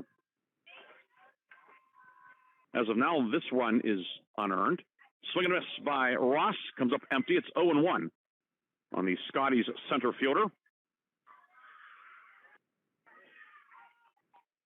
Ross 3 for 7 in the postseason.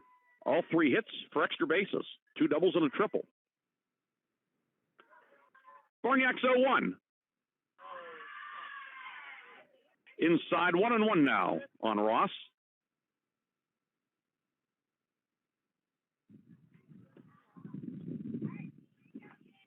Bases loaded, 1 down, bottom of the second. Outfield straightaway, normal depth. First baseman Jacobs in front of the bag. This one rolled foul up the third base line. Count goes to 1-2 on Allie Ross.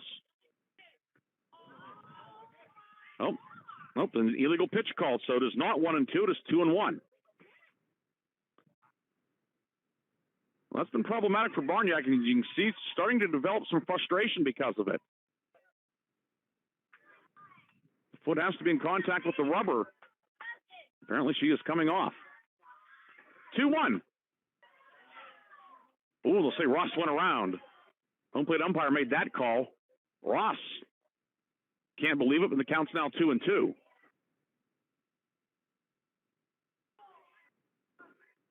So nobody particularly happy right now. Bases loaded, 1 down. Barniak's 2-2 forthcoming.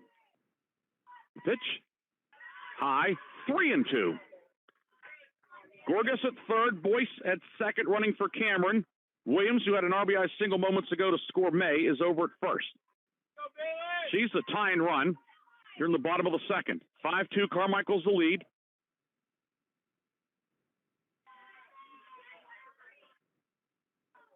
Ross awaiting the payoff pitch.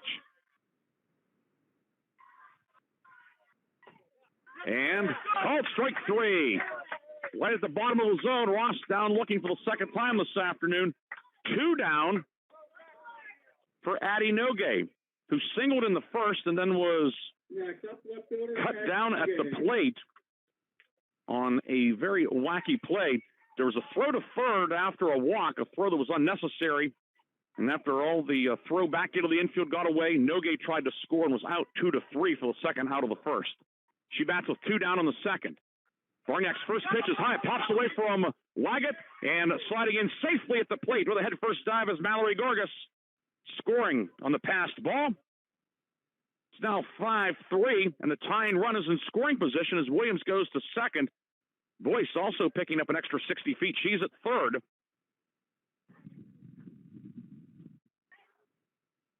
Nogue with 20 runs batted in on the season. 2 big ones out there for her here in the bottom of the second.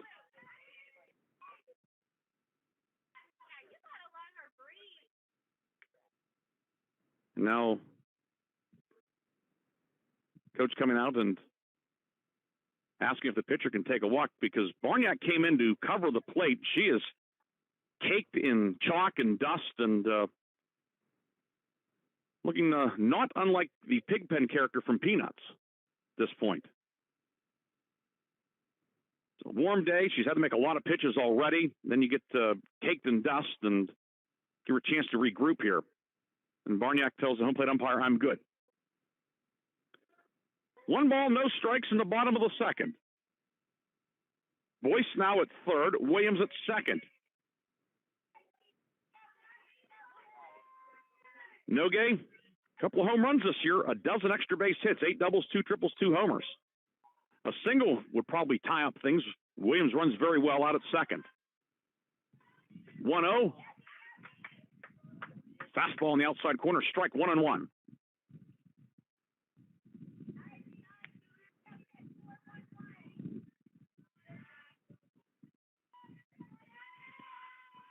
Barniak gets the sign, the 1-1. Swing and a miss. Pulled the string on that one.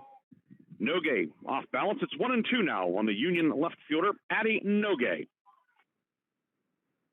Nogue 3 for 6 in the postseason with 3 runs batted in. Opened the season on an 8-game hitting streak. Behind in the count 1-2, however. The pitch. Swing and a miss. So 3 strikeouts in the inning for Barniak. 5 strikeouts for the game. Union gets a pair, however. 2 runs for the Scotties. 1 hit, 1 error, 2 left. After 2 very eventful innings at Penn West, California. Carmichaels leads Union 5-3. You're listening to the WPIAL 1A championship game on Lawrence County SportsNet. First National Bank is proud to be the official bank of the WPIAL Financial Education.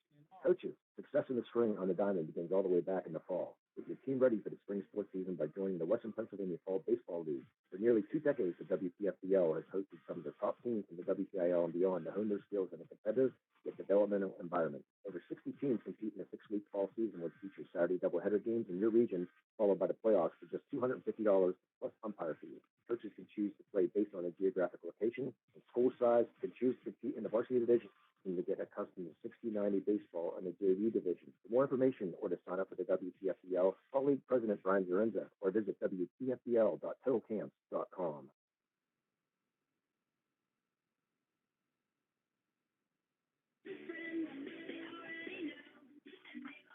4, 5, and 6 due for Carmichaels in the 3rd inning. Allie Jacobs, Bailey Barniak, and Kendall Ellsworth. As Mia Cruz steps back into the middle of the circle. 5-3, Carmichael's the lead. 5 runs, 4 hits, 2 errors for the Mighty Mikes. Union 3 runs, 3 hits, 2 errors. A lot has happened through the first 4 half innings in this one. First pitch to Allie Jacobs is high for a ball. Jacobs doubled in a run and scored in the first. And perhaps the defensive play of the game so far, when she covered home coming in from first base back in the first inning to retire Nogue, who tried to score him on an overthrow.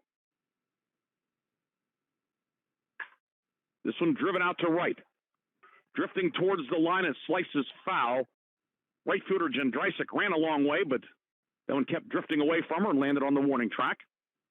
Long foul ball, long strike. It is 1-1 on the cleanup hitter for Carmichaels.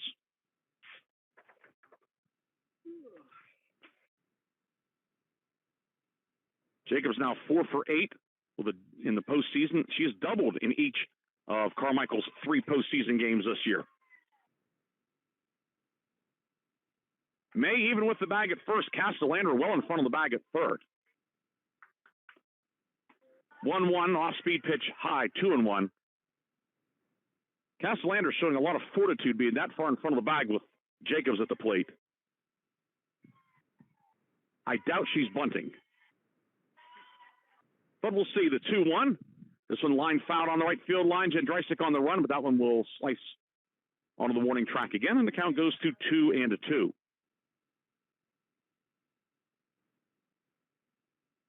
After the game, we'll have the LCAP Player of the Game Award brought to you by the Lawrence County Community Action Partnership.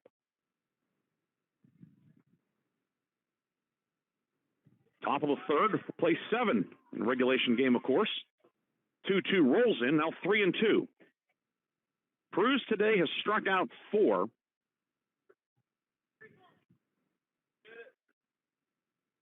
So the fielders have only recorded an out on 1 batted ball. 3-2, popped, foul territory, first base side. May coming over, but runs out of room. So it lands among the partisans on the first base side. Zaylor grounded out to short to lead off the game, but 2 strikeouts in the first and 2 strikeouts in the second, and McConnell retired at third. She stole second and tried to go to third on an overthrow, but was thrown out to end the inning. Payoff pitch, high, ball 4. Second walk of the afternoon from Cruz, and Allie Jacobs on at first with nobody out for Bailey Barniak. Barniak singled in a run on the first. Barniak now 2 for 7 in the postseason. Castellander creeping in from third. First pitch from Barniak, swing and a miss. She was trying to park one out in center field, but came up empty. It's 0-1. Fans circling the perimeter of the field here. We'll turn a good gate here, no doubt. Beautiful weather, beautiful facility. 0-1. Strike at the knees, 0-2 now. You could not have asked for a better day for 3 softball championship games. Postseason run has really been blessed with good weather throughout western Pennsylvania, all the districts. Had great weather, no postponements or anything or rescheduling. The 0-2 line foul off the fence in front of the Union dugout on the first base side. Scotties are the home team. They're on the first base side of the blue jerseys. White letters, silver numbers outlined in white. Blue pants, white trim. Carmichaels, the navy tops. Gold letters, white numbers, gold and white trim, navy pants with a gold stripe for the Mighty Mikes. The visiting team, the number 2 seed, making the trip up from Greene County.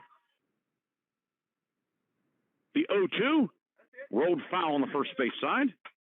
The count remains 0-2 on Bailey Barniak. 6 multi-hit games this season for Barniak, only a freshman.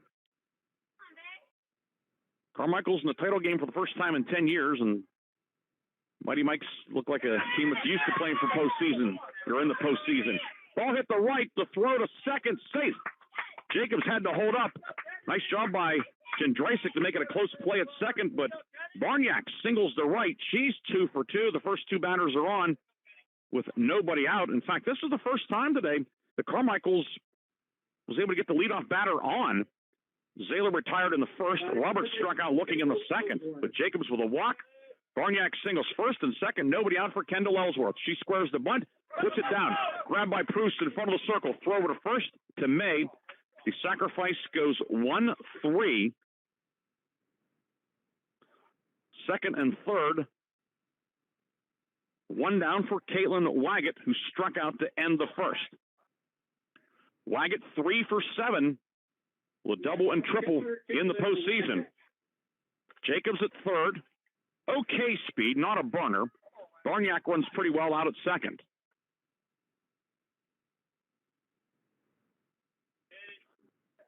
Mia Pruz looking to get out of the jam. Carmichael's on top, 5-3, top of the third. First pitch strike, the bottom of the zone. 0-1. Waggett, who, of course, does the catching, she's probably thinking, well, I'd like to see my pitcher get that one.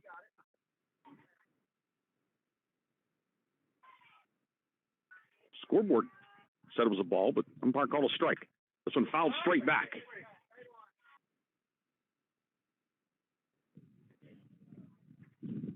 Union in the bottom of the third will have the middle third of the order due up. Pruz, Benedict, and May. Count is 0-2 on Caitlin Waggett. Waggett brings an 8-game hitting streak into this one. 0-2 is high, now 1-2. Waggett hitting .500 over the last 9 games, including her 0 for 1 today. 12 for 24. She's knocked in 10. And of the 12 hits, 7 going for extra bases. The 1-2. That one low. Nice stop made by Cameron behind the plate for Union. 2-2 now. May, even with the bag at first, Castellander about 15 feet in front of the bag at third. A lot of room up the middle. Oh, the 2-2 low. Now 3-2. Jacobs led off with a walk. She's at third. Barniak at second after the Ellsworth sacrifice. Prus, the payoff. Swing and a miss.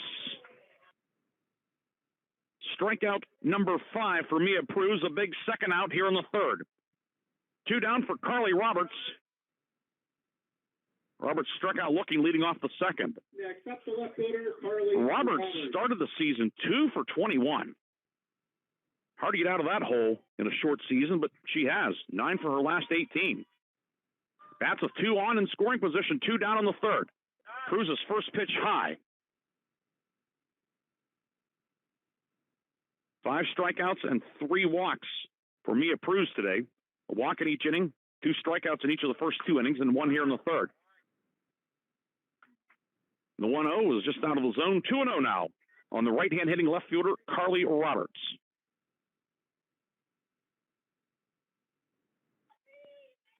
Roberts 3 for 3 with 3 doubles against Leechburg in the quarterfinals. Swing and a miss. Roberts comes up empty, count now 2-1. So she had no extra base hits all season until the quarterfinals when she had 3 doubles. Apparently she was saving them up. 2-1. The strike at the knees, now 2-2, and Cruz 1 strike away from getting out of the soup. Top of the third, 5-3 Carmichaels lead. Mighty Mike's threatening. Runners at second and third, but now 2 away. Cruz kicks and deals. Swing and a miss. Roberts down on strikes. Strikeout number 6 for Cruz. And Union gets out of the jam. For Carmichaels, no runs, a hit, no errors, and 2 left. Middle of the third. 5-3 Carmichaels, you're listening to the WPIAL 1A title game on Lawrence County SportsNet. Fans, it's time to get out of your seats and show us your best dance moves. The Parrot will determine who are best. For 20 years, Mele Chiropractic has treated athletes of all ages to help them get safely back to the top of their game. Mele Chiropractic has 3 full-time doctors in their office, and all 3 are former area athletes who have had to battle injuries throughout their careers. They want to help you get safely back on your feet. But more importantly, help stop the injuries before they happen. Prehab before you rehab. Attention all high school student athletes. During your sports season, a $25 visit to the Mele Chiropractic office includes an adjustment and or all therapies necessary.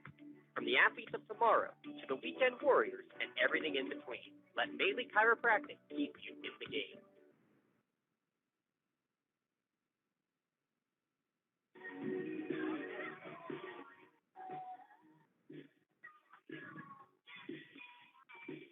Five, 3 Carmichaels with the lead as we go to the bottom of the third here at Lilly Field, home of the Penn West Cal Vulcans.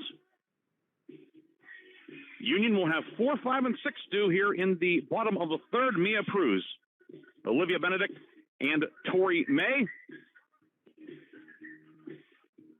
Tomorrow on the Lawrence County SportsNet, 2A title game, Neshannock and Laurel. They'll be back. They won't be back down. They will be here. Lawrence County SportsNet will be here also for that one. Leading on for Union in the bottom of the third inning, the pitcher, Mia Cruz. Cruz walked in the first. And that walk set off a rather lengthy chain of events. We'll recap it as time permits. Barniak's first pitch high for a ball. Cruz batted with first and second and 1 down. She walked. So Olivia Williams, the lead runner, jogged towards third. The catcher, Waggett, threw down towards third, forgetting that Williams was entitled to third. The throw went into left field. Williams scored on the play. The trail runner, Addie Nogue, went all the way to third. Cruz swing and a miss. It's now 1-1. The throw to get Nogue was well off the mark. It skipped around, went back towards home plate. The catcher, Waggett, tracked it down through to the first baseman, Jacobs, who covered the plate, and Nogue was out, the second out of the first. Cruz ended up on third, but was stranded there. 1-1, swing and a miss. Cruz now behind 1 and 2.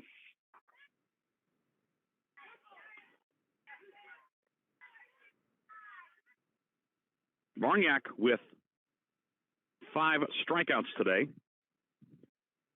1-2, make it 6. Swing and a miss. That's 3 straight strikeouts for Barniak. Cruz now 0 for 1. It'll bring up Olivia Benedict, who struck out to end the first. And if you were looking at an electronic scoring or somebody's scorecard and saw K 1-3, you would be like, what? But that's exactly what happened. So swing and a miss. The ball hit off the backstop, got past the catcher, but came back out to Barniak, who went to field it, slipped, but while seated through to first to retire Benedict. Benedict takes the first pitch low for a ball, 1-0. 3A baseball, Neshannock and Riverside scoreless after 4.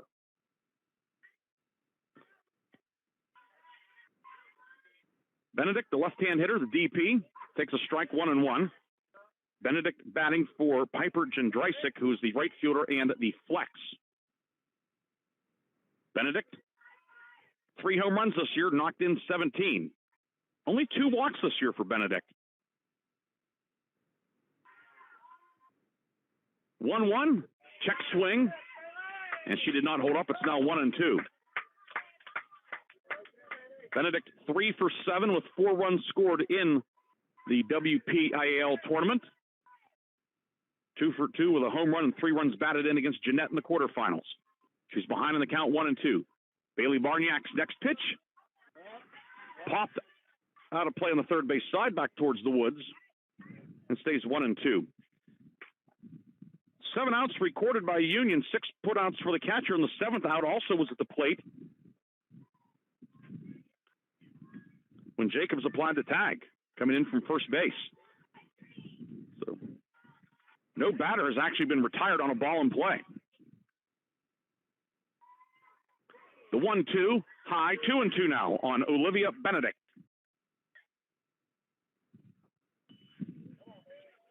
Benedict, a freshman, batting in the number 5 spot. What a great rookie season she has had, both her and Olivia Williams at the top of the order. A couple of 9th graders who have not played like 9th graders this year. Another 9th grader has done well too. It's Barniak, her 2-2. Lined out towards left. Roberts on the run and can't get there. Roberts up with the throw back in a little bit late, and it's a double to left for Olivia Benedict. Ball got down into the corner out of our vantage point here on the third base side. There'll be a double for Benedict. She's on with 1 out, and head coach Doug Fisher is going to make a substitution. I believe Jendrysik, who is the flex, is going to come in and run. Yes, she will. So that's one of the things you can do with the DP and flex. Jendrysik can come into the offensive lineup for Benedict, the DP. They are tied together. We won't worry with all the details, but Jendrysik can come in offensively and run for Benedict, or Benedict substitute as long as the DP is in, and Jendrysik will run. Brings up Tori May, walked and scored in the second. She's the tying run, and the first pitch clips her on the helmet. She reaches on the hit by pitch. So now first and second with 1 down. Jendrysik was excited. She was all the way at third, but she is shepherded back to the second base bag. Tying runs are on base now for Mallory Gorgas. Walked and scored in the second, came home on a passed ball.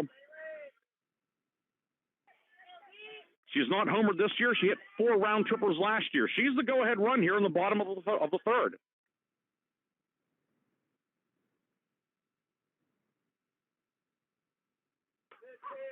Barniak's first pitch is a strike.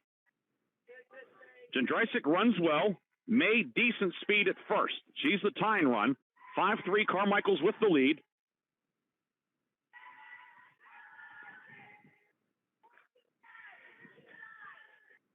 Gorgas, right-hand hitting shortstop. Bit of a crouch to her stance.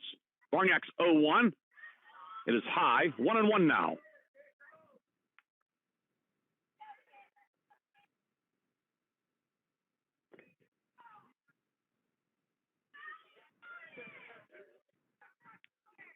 Gorgas 3 for 4. She's knocked in 5 in the playoffs. 2 on with 1 away in the bottom of the third. 1-1. Off-speed pitch fouled off. Barniak telegraphed that one a little bit. She slowed down her delivery, but Gorgas only able to foul that one off, and it's now 1-2.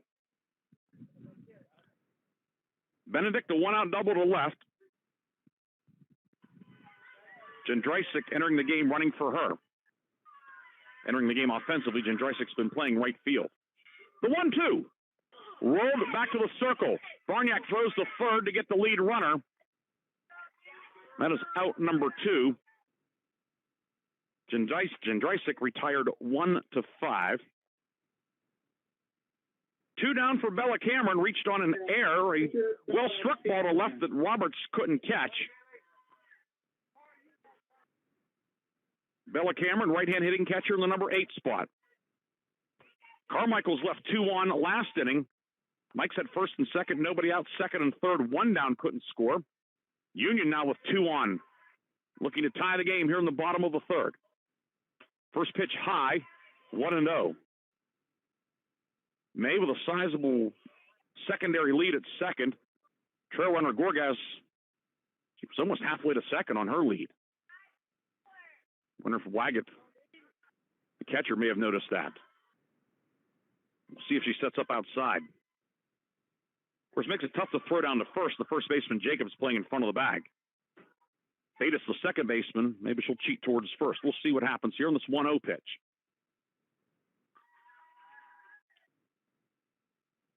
Barniak's 1-0, taken for a strike. And now May hung up between second and third. Throw down to second. And taking third on the stolen base is May. Gorgas stays at first. Count is 1-1.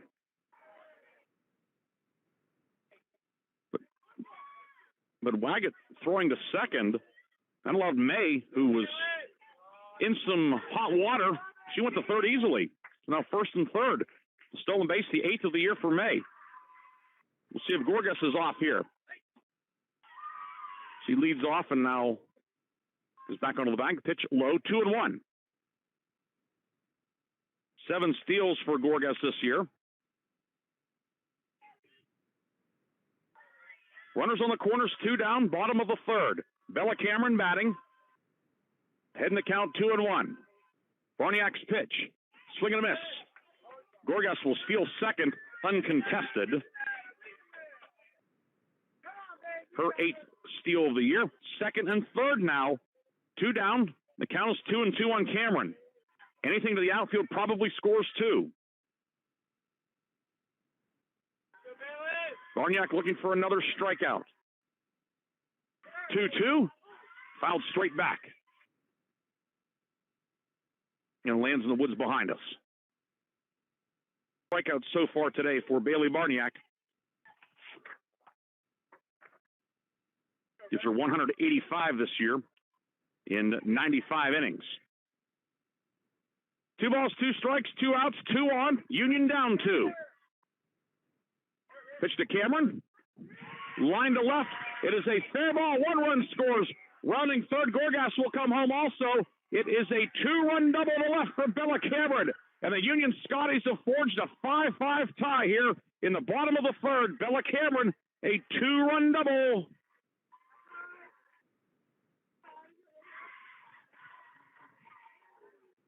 May scores on the play.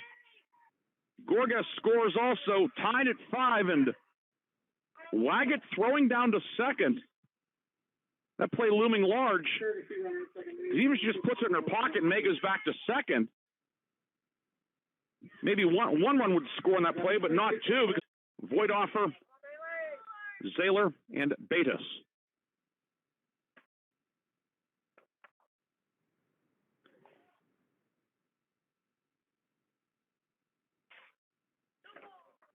Ella Castellander, the third baseman. 2 for 8 with 3 strikeouts in the tournament. Barniak's 0-2. Low gets away from is Boyce. She takes third on the wild pitch. So the go-ahead run now 60 feet away for the Scotties with 2 down in the bottom of the third. Carmichaels Union 1 in the bottom of the first, 2 in the second, and 2 here in the third. Scoreboard operator has been getting a workout at these games today.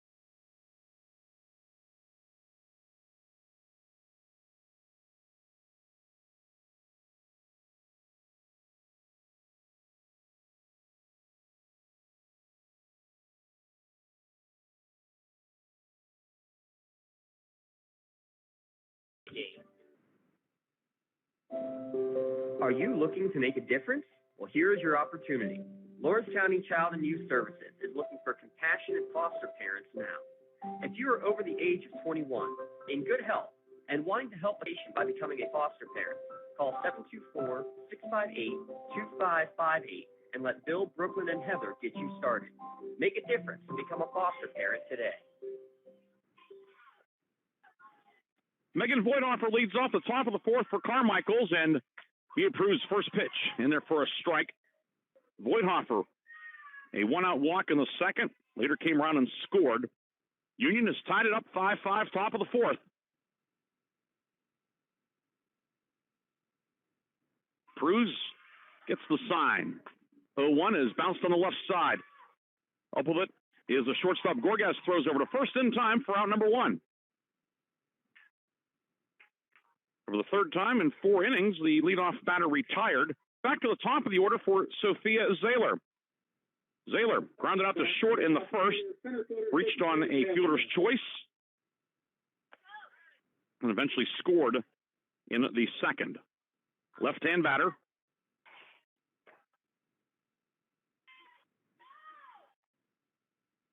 Zahler will punch this one up the third base line foul. Zahler on a 25-game hit streak dating back to last year. She has a hit in each of the first 18 games this year, 0 for 2 so far today.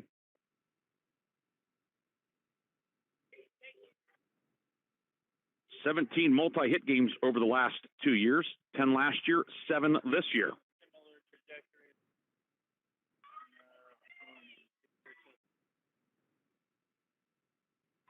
Cruz is 0-1, looped down the left field line, and foul. And it's 0-2. From our vantage point here, when one gets down that left field corner, it can be a little bit tricky seeing past things here, but it was foul. Zahler, 0 for 2. This one's popped on the infield, and Bruce drops it, has no play.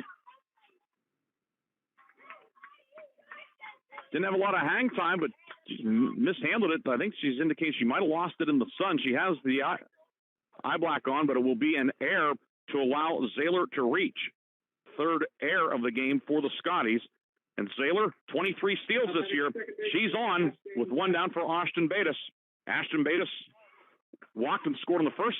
Pitch is a strike, and Zahler is in safely with a feet first slide at second. Carmichaels now has the go-ahead run in scoring position with one down.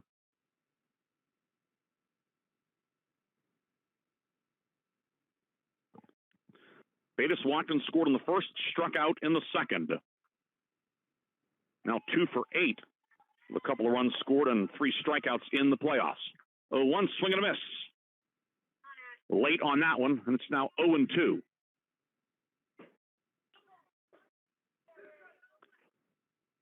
Winner plays the District 5 runner-up, Myersdale or Berlin Brothers Valley, in Monday's state playoff opener. 0-2, outside 1-2 now on Bates. And the team that comes out on the short end today will be against DuBois Central Catholic, the District 9 champion on Monday. That game probably at Heindel Field in DuBois. Mia Pruz, the 1-2. Gets away from the catcher. It's a passed ball. Zahler over to third now. The go-ahead run now 60 feet away. Cameron just missed that one.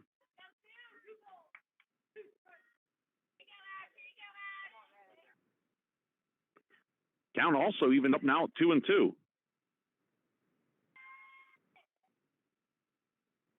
Mia Pruz gets the sign. The 2-2 forthcoming.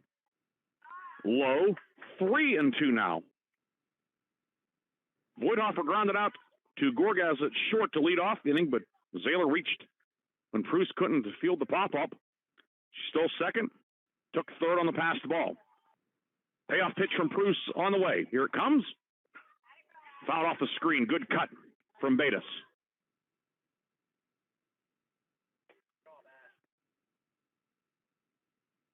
Three balls, 2 strikes, 1 down, top of the fourth, and a 5-5 tie. First game here today ran long. This one is keeping pace with that one. We were scheduled to start at 2:30. We started after 4 o'clock. 3-2, fouled straight back. Another good rip from Ashton Bates. First game of the day here at Cal. Bell Vernon defeated Montour 8-7 in 8 innings. That was a noon start. Game finished about 3:15. We started a little after 4. Hempfield and Seneca Valley were scheduled to start at 4:45 in the 6A title game. 3-2 line down the left field line, and it is foul.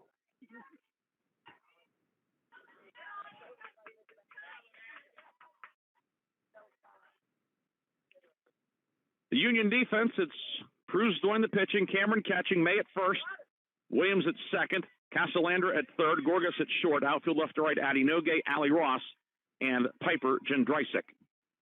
Another payoff pitch on the way. 3-2, high, ball 4. Cruz with her 4th walk. She's walked 1 in each of the 4 innings today. First and third now for Karis McConnell. RBI double in the first, 2-run single in the second. Tough to double up.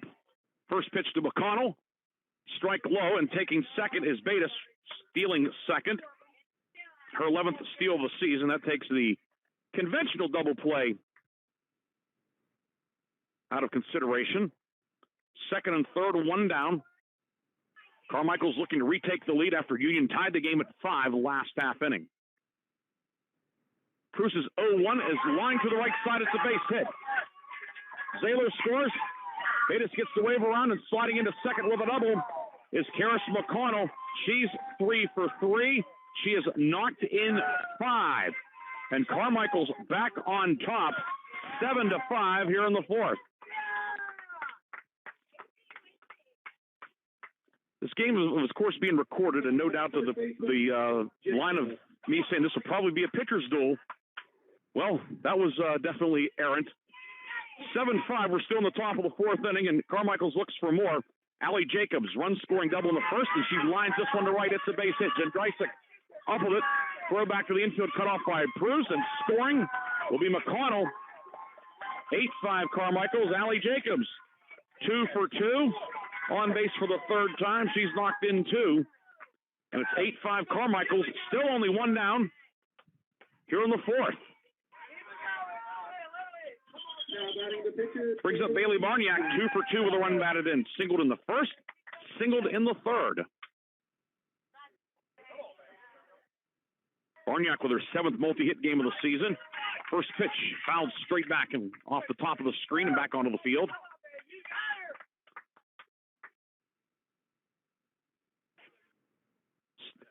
8-5 Carmichael's back on top and looking for more. Jacobs at first. This one's bounced to the shortstop. Gorgas bobbles it and has no play, puts it in her pocket. Second error of the inning.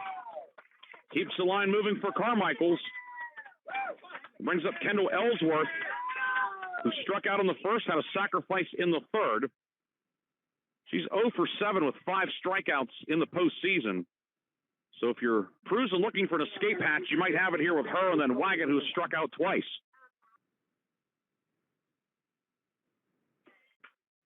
First pitch to Ellsworth, fouled out of play. 0-1.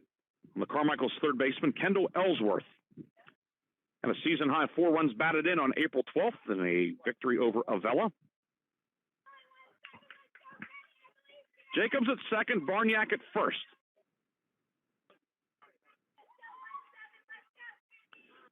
Mia Pruz, 0-1. High and tight, count even now on a ball and a strike on Ellsworth.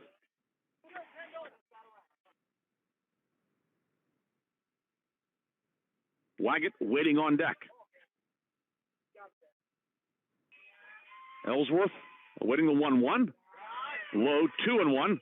Blocked by Cameron.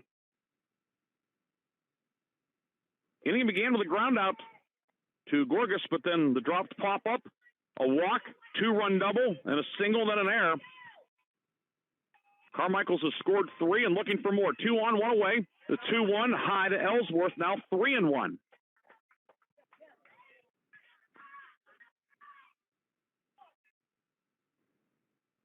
And Waggett, riding that 8-game hitting streak, is on deck.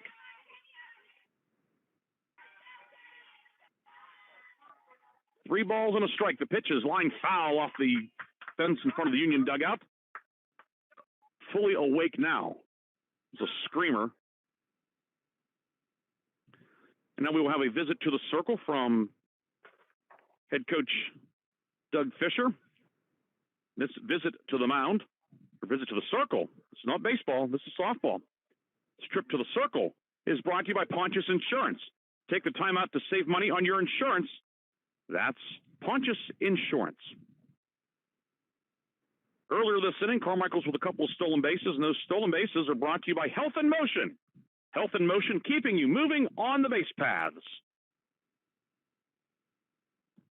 And all of our runs batted in today, and there have been a bunch of them, are brought to you by Toshiba. 3 runs home this inning for Carmichaels. Karis McConnell has knocked in 5 overall, 2-run double this inning. The count is 3-2. We'll see what Union discussed there. I think if you're Pruz, just go right at Ellsworth. But we'll see what happens on this payoff pitch. Jacobs at second, Barniak at first. 3-2 is high. Second walk of the inning. And the bases are loaded now. Ellsworth on for the first time today. She works a walk. Going to bring up Caitlin Wygant. 0 for 2 with a pair of strikeouts today. Next up the catcher, Caitlin Wygant. Wygant 3 for 8 in the postseason. Hitting .480 over the last 9 games. Huge spot here. Bases loaded, 1 down. Infield creeping in. First pitch, swing and a miss. Wygant tried to make it 12-5 with that swing, but comes up empty. Top of the 4th inning. Carmichaels has scored 3. 2 hits, 2 errors, and a couple of walks sprinkled in. Pruz gets the sign. The 0-1. Half swing by Wygant, comes up empty, now 0-2. She was fooled badly by that one.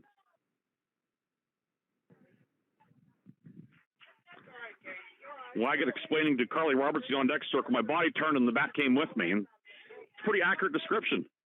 It was a swing and a miss. It's 0-2. Pruz, the 0-2. Swing and a miss. Wygant has the caller, her 3rd strikeout of the afternoon. 2 down. 7th strikeout for Pruz. Brings up Carly Roberts, who's 0 for 2 with a pair of strikeouts today. In the first inning, Pruz stopped the bleeding after 3 scored with a pair of strikeouts. Looking to do likewise here in the 4th. First pitch to Roberts, high for a ball. Roberts, the 9th batter of the inning. Voigthofer, who started it with a ground out, is on deck. Bases loaded, 2 down, the 1-0, swing and a miss. Roberts late on that one.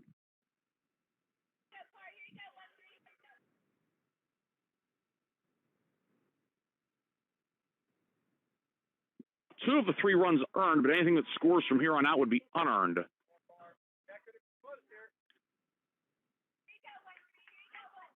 Swing and a miss on the 1-1 now, 1-2. So Pruz 1 strike away from minimizing the damage.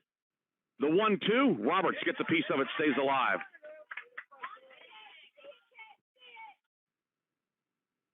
In the bottom of the 4th, Union has the top of the order due. Williams, Ross, and Nogue. Scotties are down 3. Will it be a 3-run deficit after this at bat? Bases loaded, 2 down. Count 1-2 on Carly Roberts. The pitch. Bouncer on the right side. Williams at second base with it. Throws over to first in time to end the inning.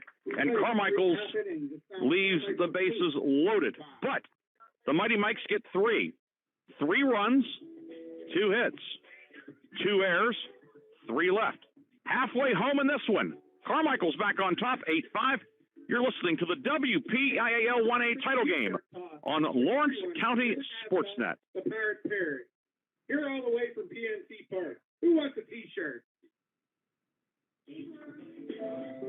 Are you looking to make a difference? Well, here's your opportunity. Lawrence County Child and Youth Services is looking for compassionate foster parents now. If you are over the age of 21, in good health, and wanting to help a child in need, we're in need of you. Receive free training and compensation by becoming a foster parent. Call 724-658-2558 and let Bill, Brooklyn, and Heather get you started. Make a difference and become a foster parent today.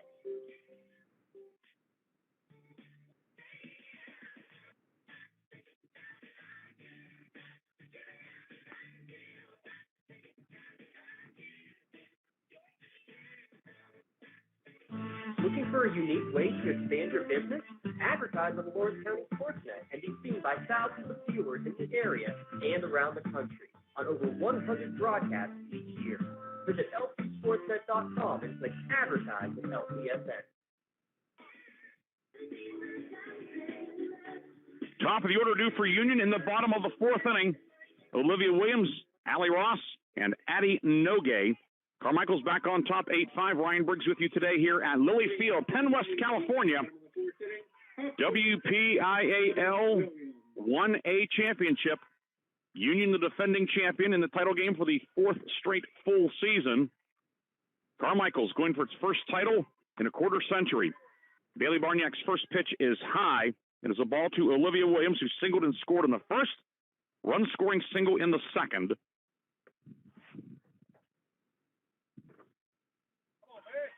Williams 2 for 2. Now 29 for 60 in the regulars or on the season. 6 for 10 in the postseason. Lefty batter. 1-0 high. It's now 2-0. Barniak has certainly had to labor today. She's not used to giving up runs. ERA of 0.53 coming in.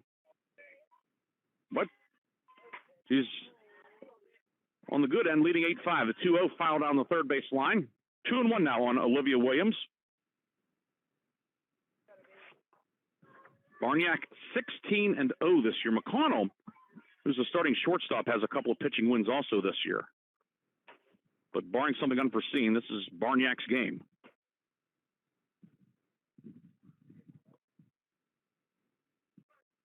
Now the umpires are going to get together. I think they're asking what the count is. I believe it's 2-1. First two pitches were balls, and that one was foul on the third base side.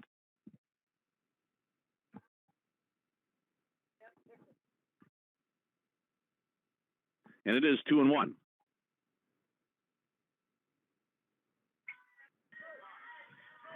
Williams batting with Ross and Nogue to follow.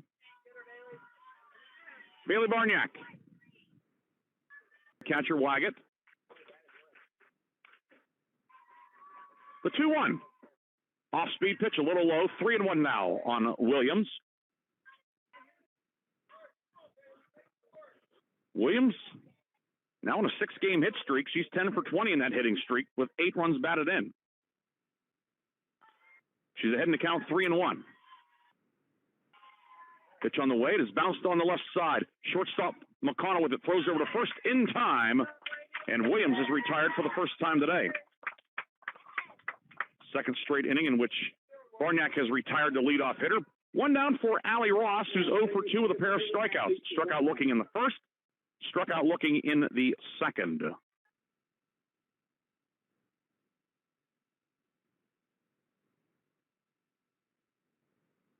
Ross now 3 for 8 in the playoffs.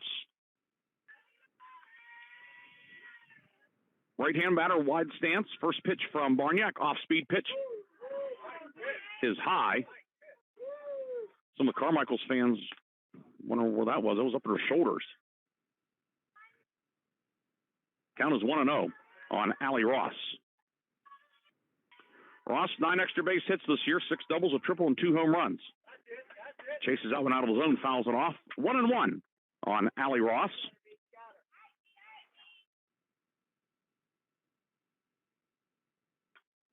Union, a run in the first, 2 in the second, 2 in the third. Carmichaels led 3-0 after half inning, 5-1 after 1.5. Union tied it at 5 in the third, but Carmichaels retaking the lead with a 3-run top of the fourth. Barniak's 1-1, high 2-1. Barniak really laboring out there, kind of has a little bit of a hitch in her step. Her body language is certainly noticeable right now.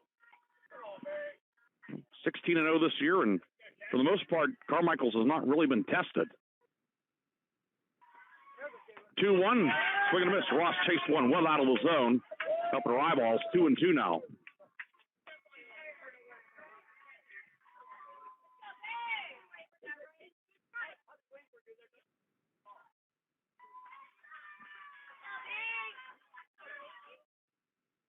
Oh, and an illegal pitch called. Okay, so it's 3-1, not 2-2.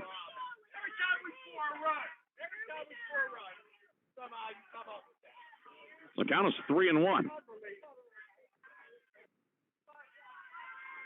Now Barniak waiting on the sign relayed to her.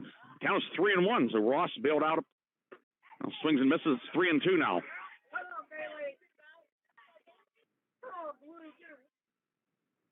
Six strikeouts for Barniak today. 2 in the first, 3 in the second, 1 in the third.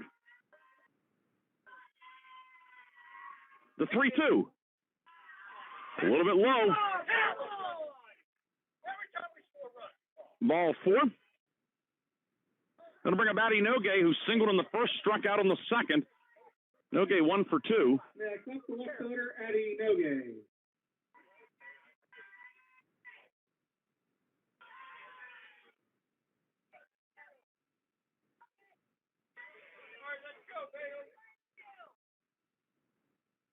Now time requested by Nogue and granted.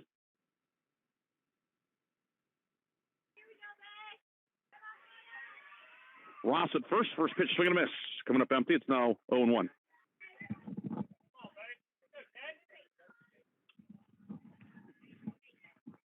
Ross at first, 5 steals this year.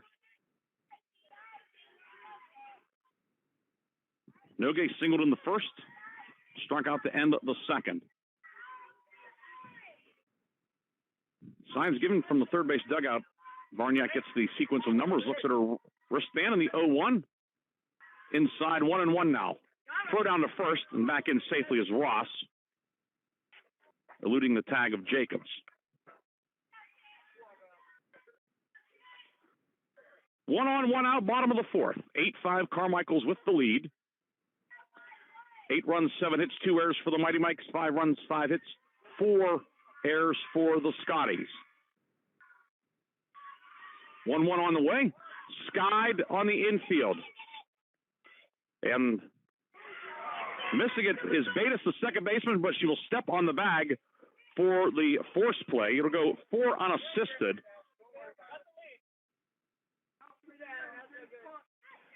High sun here, no clouds, and Bates has the shades on. That was a tough one, looking right up into the sun.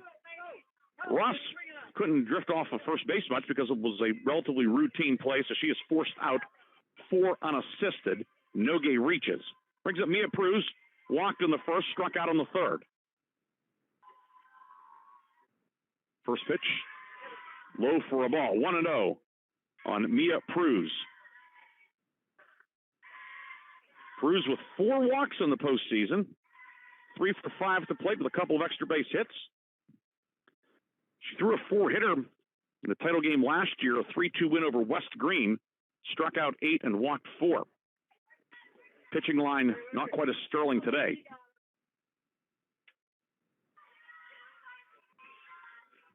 But she has a chance to help out her own cause. Batting with 1 on and 2 down. Swing and a miss by Pruz. Now 1-1. 8-5 Carmichael's the lead. Long way to go, certainly, in this one. This Union offense has been potent all season. We've seen it today. The power, the speed, scoring 3, even against a top flight pitcher like Barniak. You know, Union's certainly very capable of it. The 1-1. A little bit high. 2-1 now.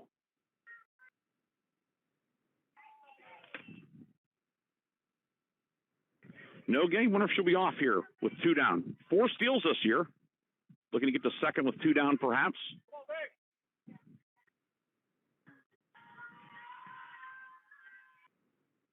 The 2-1. High. 3-1 now.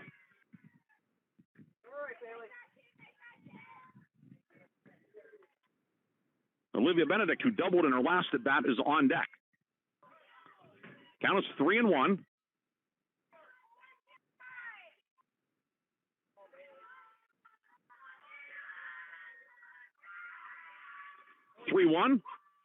Strike at the knees, and the count goes to 3-2. Nogue will be off on the pitch. 3 balls, 2 strikes, 2 down, bottom of the fourth. Nogue will be off on the release. Cruz awaiting the payoff pitch from Barniak. Here it comes. Foul on the third base side, deep into the woods. And we'll do it again. Apparently they do not have any youngsters here to go chase after that one. Maybe some intern from one of the local colleges go get it. Count remains 3-2. Another payoff pitch coming to Addie Nogue. Here it comes. Swing and a miss. And a pitch in the dirt. Wagon able to dig it out of the dirt, and that ends the inning. For Union, no runs, no hits, no errors, one left. After 4, 8-5 Carmichaels. You're listening to the WPIAL 1A championship game on Lawrence County SportsNet.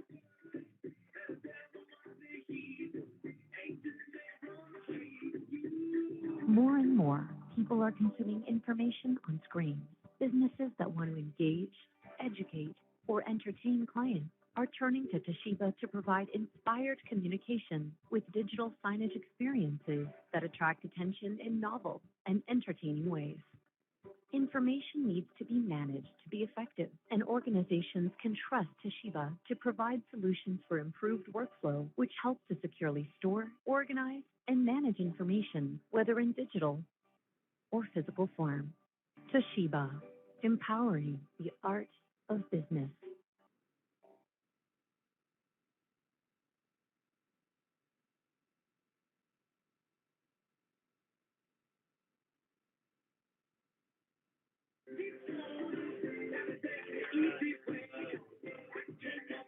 On to the fifth inning, 8-5 Carmichaels with the lead. And the Mikes have 9-1 and 2 due up as they did last inning. Carmichaels scoring 3 to take the lead in the fourth. It's Megan Voigthofer, Sophia Zahler, and Ashton Bates due for the Mikes. Don't forget, after the game, we'll have the Maley Chiropractic play of the game brought to you by Maley Chiropractic. Mia Cruz's first pitch of the top of the fifth is high to Voigthofer. Walked and scored in the second, grounded out to short, leading off the fourth. Right-hand hitting right fielder. This one's lined foul down the right field line, and it is 1-1, on Carmichael's number 11, Megan Voigthofer. Carmichael's 18-0, Union 17-3. Both teams went 12-0 in conference play this year. Union won Section 1. Carmichael's the champs of Section 2 in Class 1A. Fraser won Section 3 for the record. 1-1, sliced foul on the first base side. It's 1-2.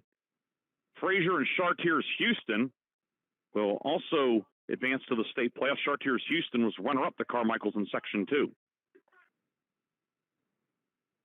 Count is 1-2 on Voigthofer. Mia Prue steals. This one bounces in 2-2 now. On Voigthofer. Voigthofer 2 for 4, 3 runs scored in the quarterfinals against Leechburg.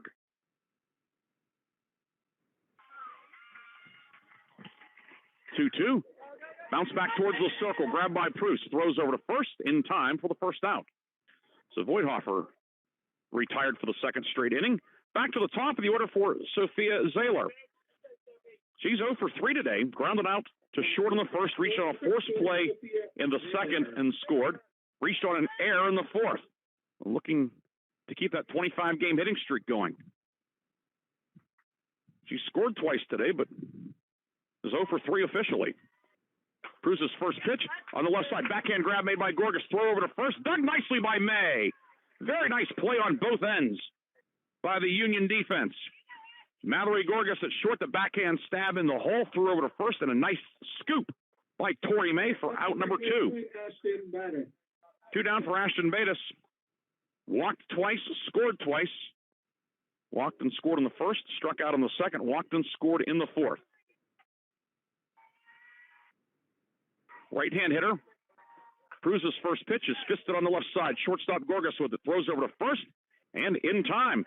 A very tidy fifth inning The first 1-2-3 inning of the afternoon for either team. Zeros across for Carmichaels. We go to the bottom of the fifth. Carmichaels leads Union 8-5. This is the Lawrence County SportsNet.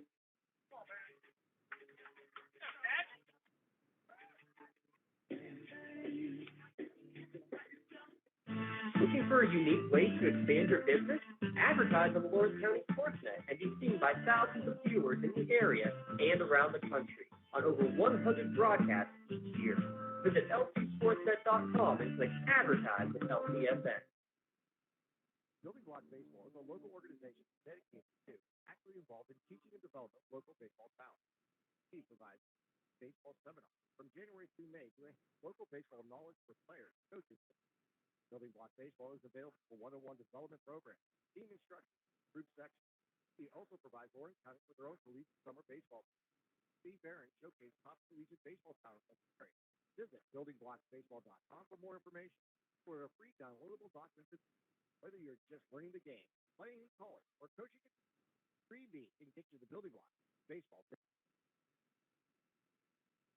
Castle Asphalt and Construction is driven to provide quality, cost-efficient pavement-related services to Western Pennsylvania.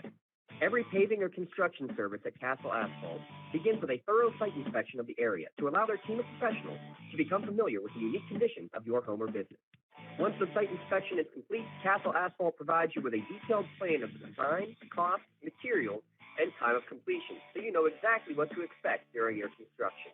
Visit castleasphalt.com to request a quote for your next project and make your dream design come to fruition. Olivia Benedict leads off the fifth inning for Union. Lines this one down the left field line. Just foul. Slices foul. Benedict doubled the left back in the third. Tried to replicate that, but it's foul. Benedict, 1 for 2 today. Struck out swinging in the first. Doubled in the third.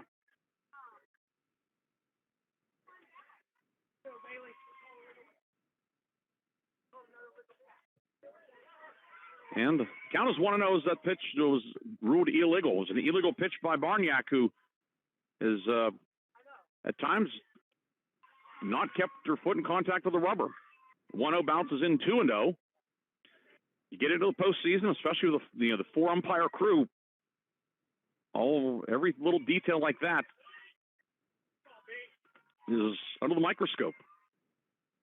Things that you maybe get away with in the regular season, you don't get away with on the big stage. Count is 2-0. Benedict takes a strike. It's now 2-1 on the left-hand hitting designated player. She's batting for the right fielder, Piper Jendrysik. Jendrysik ran for her in the third. And then Benedict re-entered the game offensively.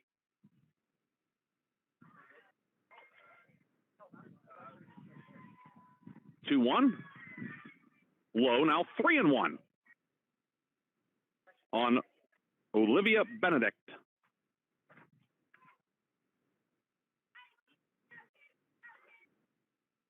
Benedict, 3 home runs this year. The double she had in the third was her fourth two-base hit of the year. 3-1. Line to left. Roberts. As Aaron cannot make the play. Heading towards second is Olivia Benedict. She's thinking 3. The throw is going to bounce back in, and getting all the way to third is Olivia Benedict.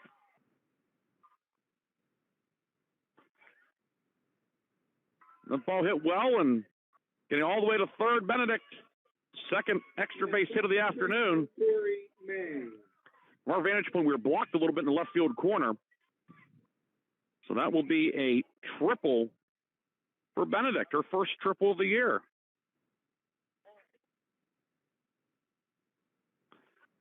And we're going to have a visit to the circle from the Carmichaels pitching coach, Nikki Onderko. And this trip to the circle is brought to you by Pontius Insurance. Take the time out to save money on your insurance. That's Pontius Insurance.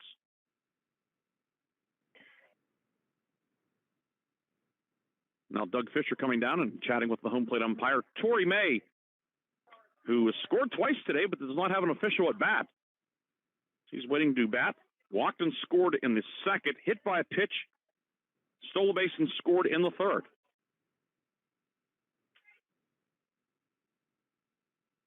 Benedict at third with nobody out.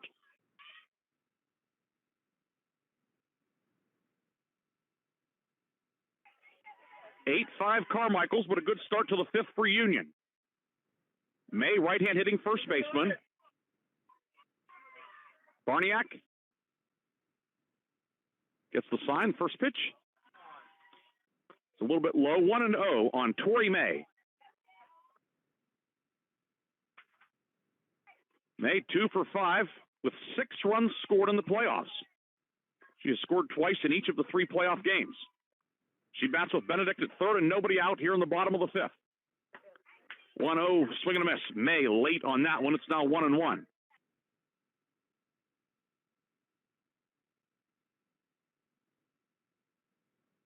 May 3 for her last 16. She's been heating up again here in the postseason. 2 for 5 in the playoffs. The 1-1. Foul on the first base side over the dugout. 1-2.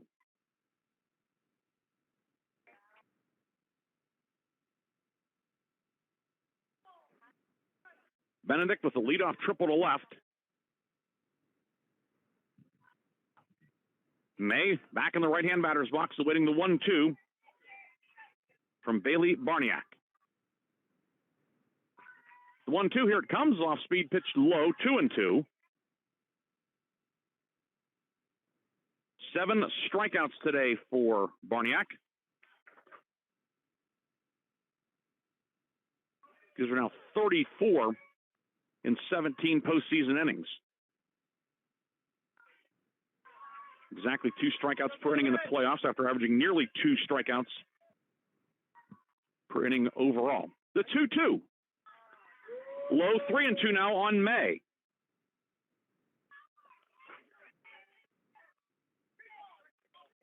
May has worked the count to 3-2.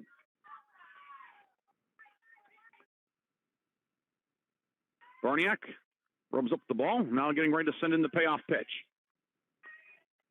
3-2 is lined down the first base line past Jacobs. It's a base hit. Benedict scores. Tori May lashed that one past her opposite number. May with an RBI hit. Jacobs, the first baseman, that ball was hit hard. It kind of looked like it was knuckling and sinking. She didn't know whether to backhand it or have the glove face up. Ended up kind of getting handcuffed by it a little bit.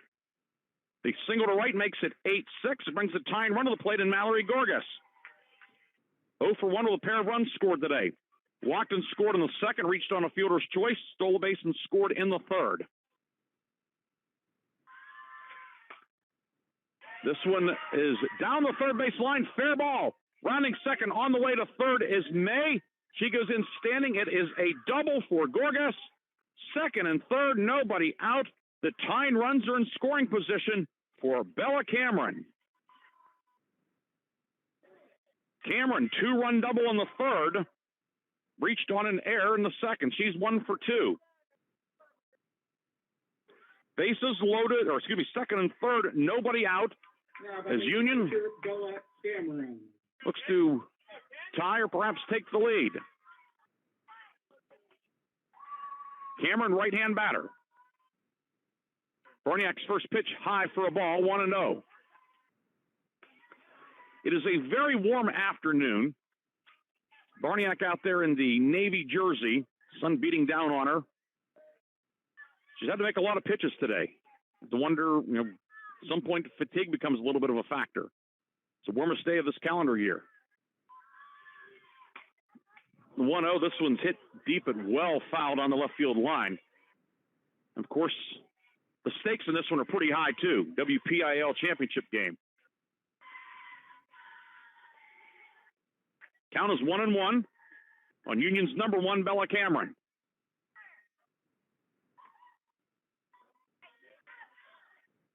Cameron knocked in 6 against Rochester on April 20th.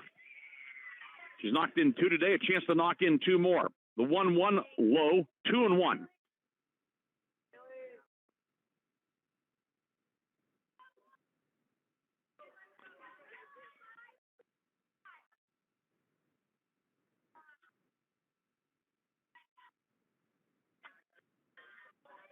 I also mentioned about Barniak. She's been on the bases 3 times, too. 2-1 inside, 3-1. Union one pitch away from loading the bases with nobody out here in the bottom of the fifth. Ella Casalandra on deck for the Scotties. May at third, Gorgas at second. Nobody out. The 3-1. It is low. Ball 4. Bases loaded. Nobody out here in the fifth.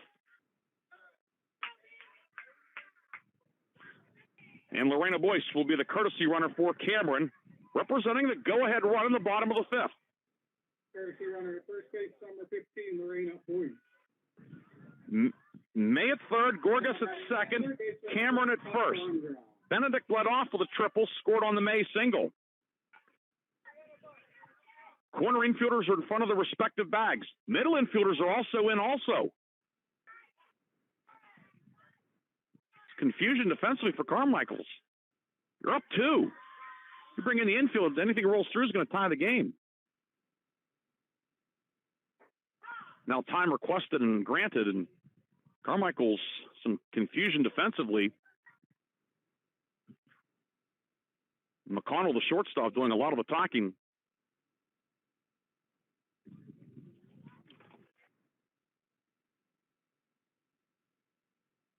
Normally you'll see the corner infielders maybe play in front of the bags. In this case, Ellsworth at third and Jacobs at first to come home for a force. But the middle infielders are also up.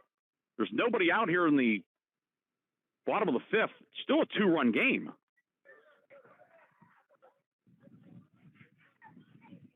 The second baseman, Bates, is in. McConnell playing kind of halfway at short.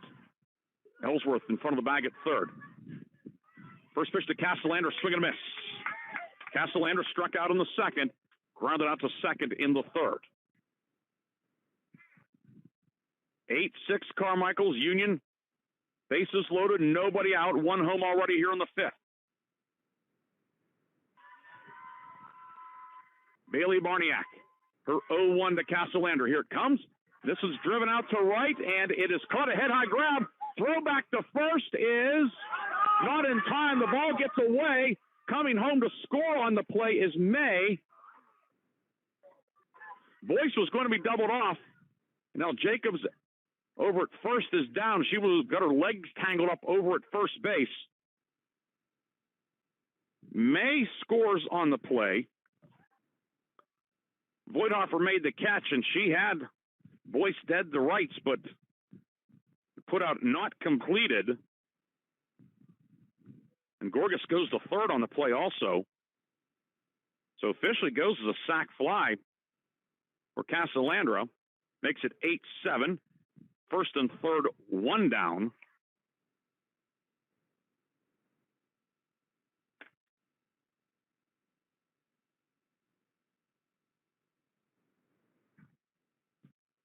As I continue to tend it to Allie Jacobs over at first base. She's seated now, being helped to her feet. And it looks like she's jogging and it's kind of shaken up a little bit, but looks like she's going to be okay, which is a good sign. The Boyce was well off the base. Then in trying to retrieve the ball that had gotten away, Jacobs looked like her leg maybe folded under her a little bit, but it's 8-7 now. First and third, one down, and back to the top of the order for Olivia Williams. Williams, 2 for 3 today, singled and scored in the first. Knocked in a run with a single in the second, grounded out to short in the fourth. Gorgas, the tying run at third. Boyce, the lead run, running at first for Cameron. One away. Back to the top of the order, second baseman, Olivia Williams. Williams, a very tough runner to double. She runs well, and she's a lefty. 8-7. Union has scored twice to cut the lead to 1. Barniak's first pitch, rolled up the first base line, and stepping on the base, but we have an illegal pitch call. First baseman has his left arm out for delayed dead ball, so the put out does not count. The runners will go back to the bases. It's first and third.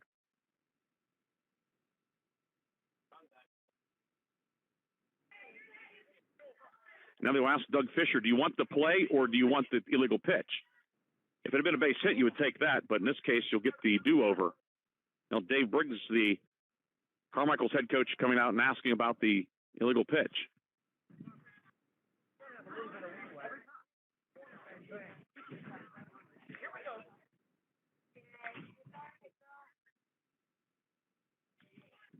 So it's first and third. Count is 1-0. Williams with a second opportunity here. Can she make the most of it? Boyce, the courtesy runner at first. Gorgas over at third. 1-0, off-speed pitch taken for a strike. Boyce steals second without a throw. The go-ahead run now is at second base with one down.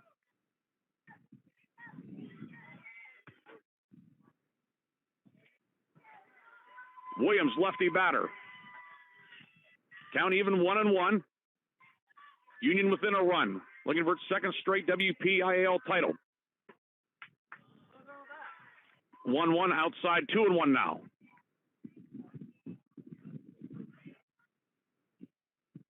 Benedict led off with a triple. May singled, Gorgas with a double. Cameron walked, Castellander a sac fly to right. After the stolen base by Boyce, second and third with one down. Count 2-1. The pitch to Williams. Fouls it straight back. That one was above her shoulders. Count even 2-2. That's stolen base by Lorena Boyce. Brought to you by Health in Motion.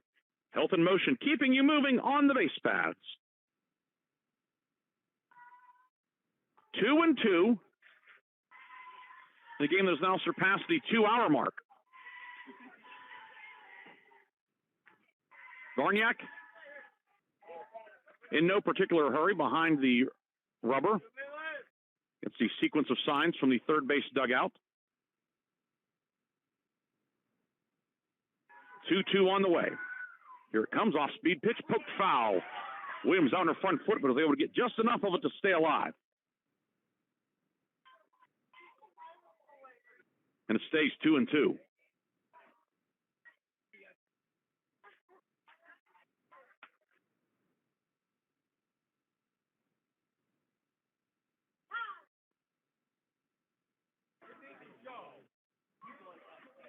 Now, Carmichael's head coach Dave Briggs comes out. He was making a substitution as Allie Jacobs is going to come out.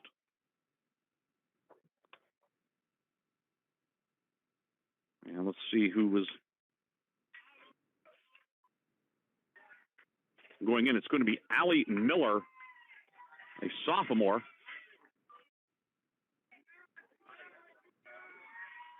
Now, does Miller go in?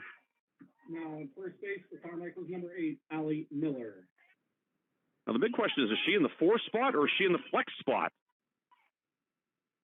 I did not make that announcement. We'll have to try and get confirmation on that because Jacobs is due up second in the 6th inning. Right now, it is Allie Miller playing at first base. 2-2 to Williams. Varniak deals. Here it comes. It's low and 3-2 now. 3 balls, 2 strikes, 1 down. Tying run at third. Go ahead run at second, bottom of the 5th.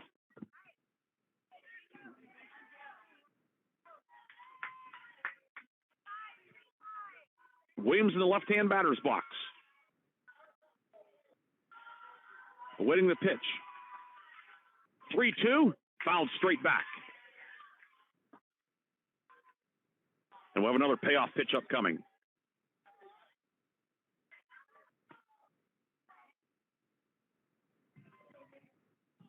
Union has scored twice here. 3 hits in the inning, along with a walk and a sacrifice fly. Williams hanging tough. Varniak, another payoff pitch on the way. The righty deals. Ball 4. Bases are loaded. That one low and away. Bases reloaded. Brings up Allie Ross.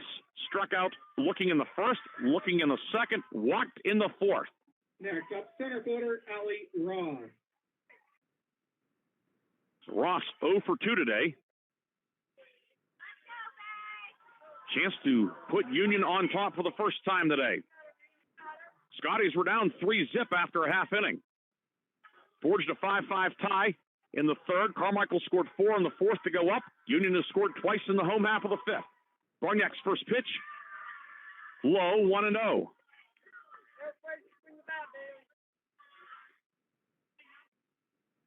Ross 3 for 8 in the playoffs.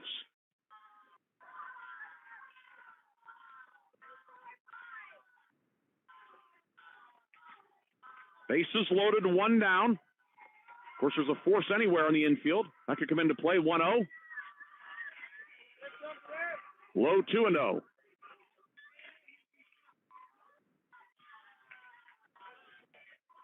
Infield is in all the way around. Ross can just poke one to the outfield grass. Good chance Boyce will score from second. And she can get a huge secondary lead also with the middle infielders in. They're in front of her. 2-0 is high, 3-0 now.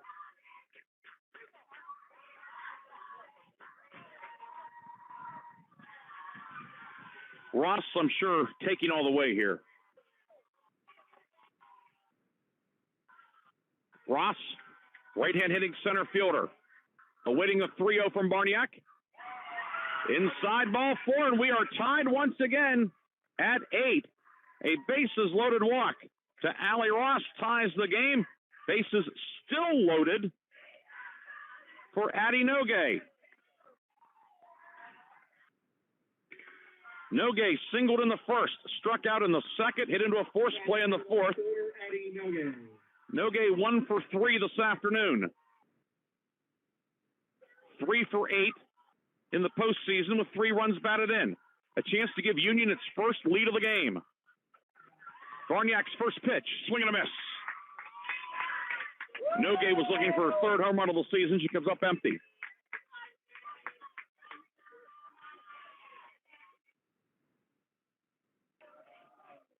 Riverside now leading the Shannock in baseball 6-1. Riverside with a big rally late. Take the lead on the Lancers. 0-1 on the way, off speed pitch, bounced on the left side, gets through the hole, base hit. 1 run in, rounding third is Williams. She will come in and scores well. 2-run single for Addie Nogue. 5 runs in the inning.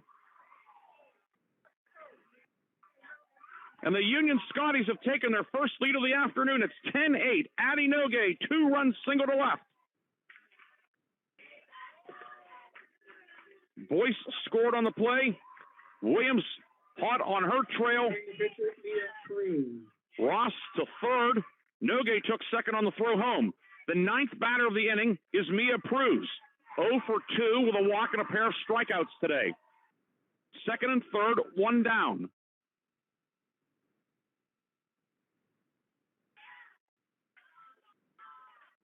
First pitch to Pruz is a strike.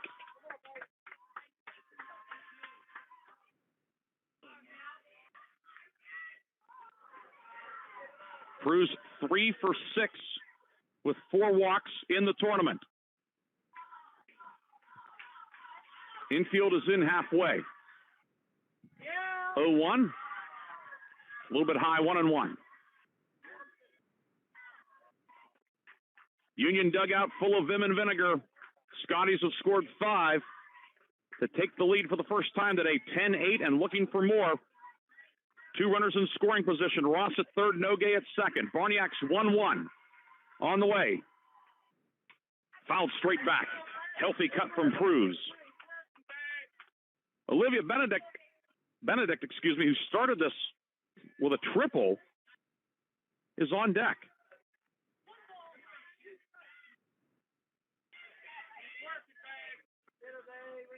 Don't forget, after the game, we'll have the Manly Chiropractic Play of the Game and the LCAP Player of the Game. A lot of candidates for both of those awards so far.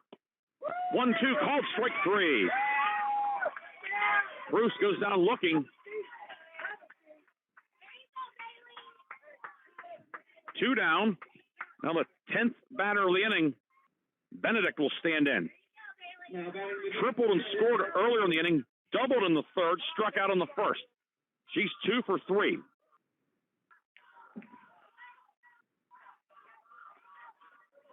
Base hit, likely scores 2. Nogay can really motor. She's at second. Gorniak's first pitch. It's a strike. Carmichaels in the top of the 6th has the heart of the order. Do up McConnell, Jacobs, and Barniak. At least we think Jacobs is still in the 4th spot. We'll have to double check that in the inning break whenever we get there.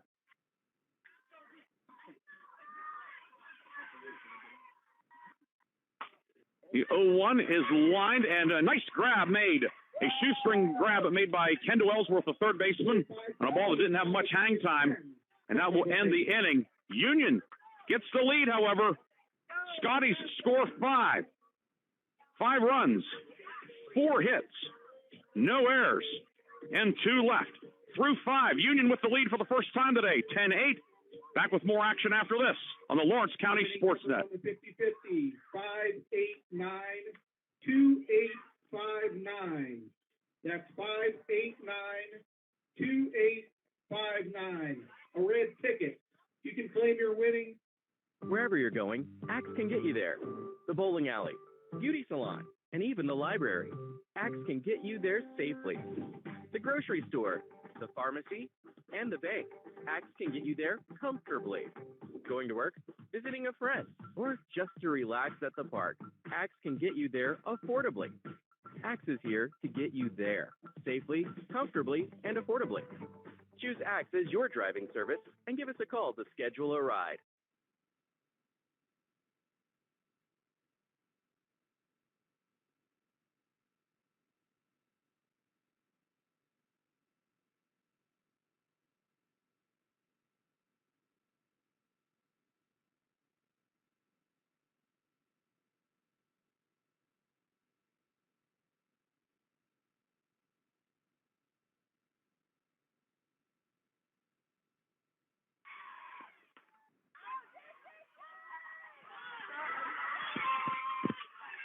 First pitch of the top of the 6th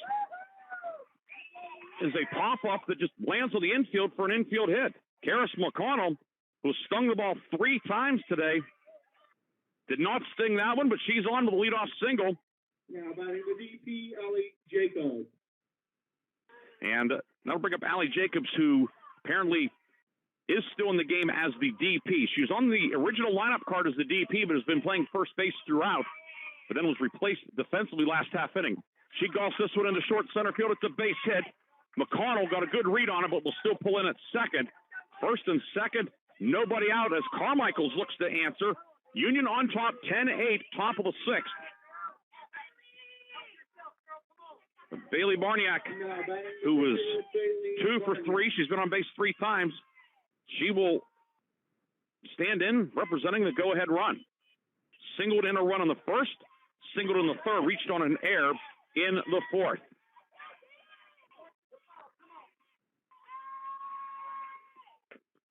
Swing at the first pitch, the bouncer back to Cruz in the circle, knocks it down, throws to first in time. Barniak stumbled going into the base. Nearly hit May in the leg. And it's not a sacrifice, but in effect it is.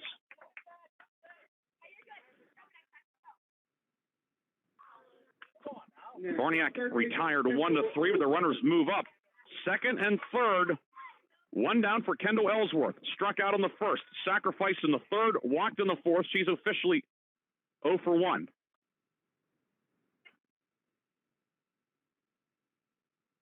And now Carmichael's skipper Dave Briggs talking with the home plate umpire. Maybe a case of, is he going to put the flex in to run for Jacobs at first or at second? And if he does, would Jacobs be done? And I believe she's not had her re-entry yet, but we will wait and we'll confirm that. But Elena Simon will run at Jacobs as the go-ahead run here Tying run, in the 6th. 10-8 Union on top.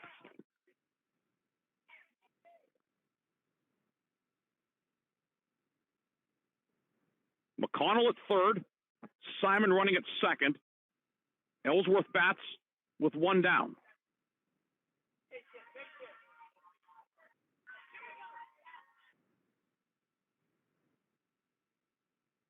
Mia Pruz, the sophomore right-hander. Looking to shut down the rally. First pitch to Ellsworth. There's a strike at the knees, 0-1.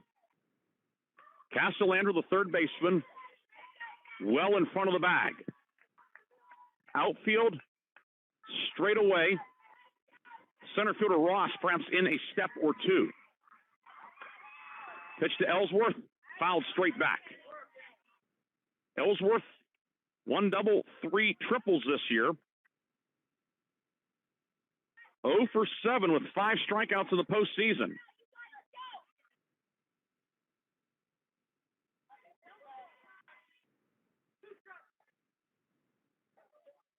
Ellsworth, right-hand batter. 0-2 on the way. Off-speed pitch called. Strike 3. Pruz pulled the string on that one. Ellsworth down on strikes for the second time today. 2 down. And to bring up Caitlin Waggett, who has struck out in each of her first 3 at-bats. Struck out on the first, struck out on the third, struck out on the fourth. 8 strikeouts today for Mia Pruz, giving her 109 on the season. First pitch, swing and a miss.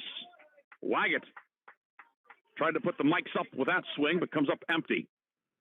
McConnell at third. Simon, the pinch runner, at second. She's the tying run. 0-1 high, 1-1 now on Caitlin Waggett.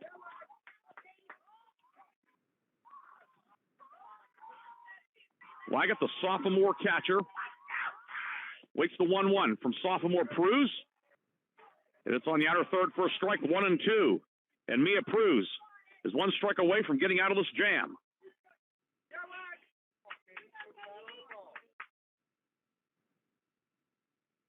Pruz looks at the wristband.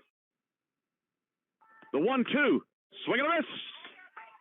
No, foul tip, just got a piece. Staying alive.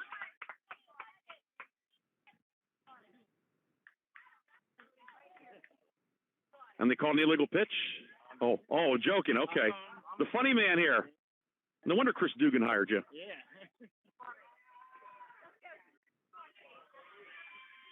We've had a few of those today.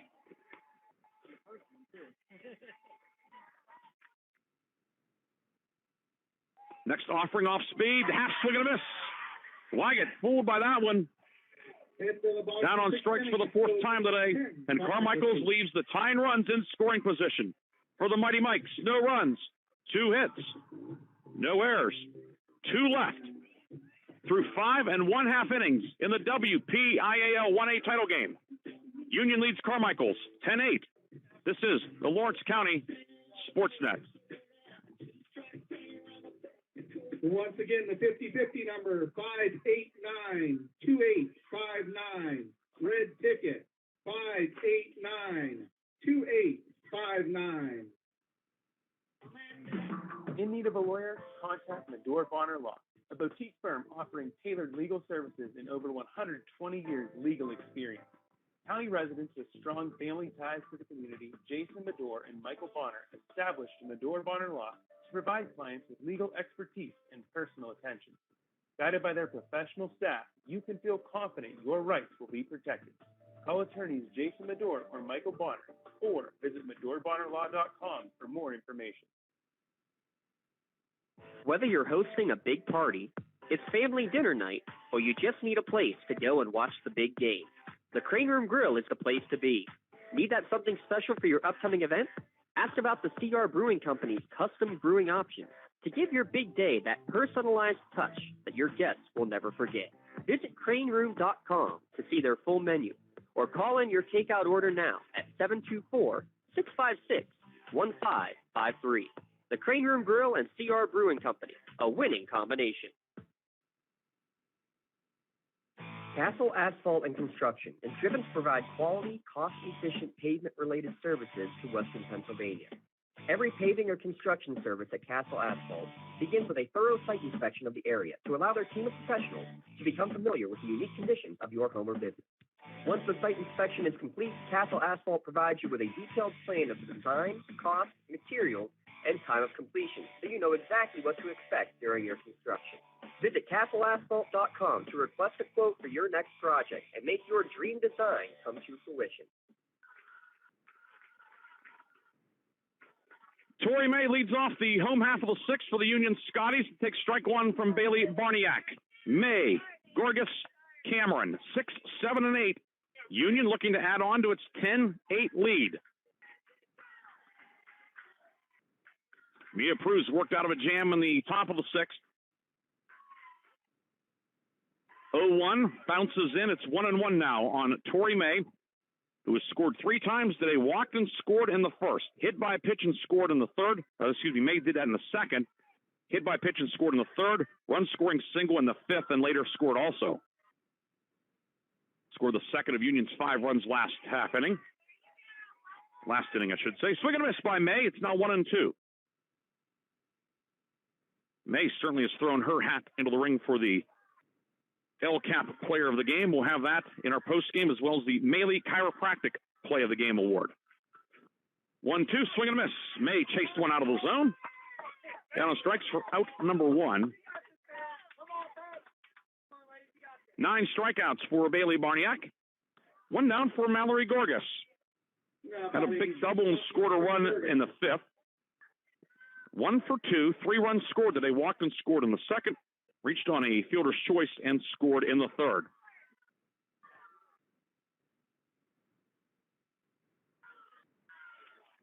Barniak's first pitch high for a ball. Union 10 runs, 9 hits, 4 errors. Carmichaels with 8 runs on 9 hits, 9 hits, and the Mikes have committed 2 errors.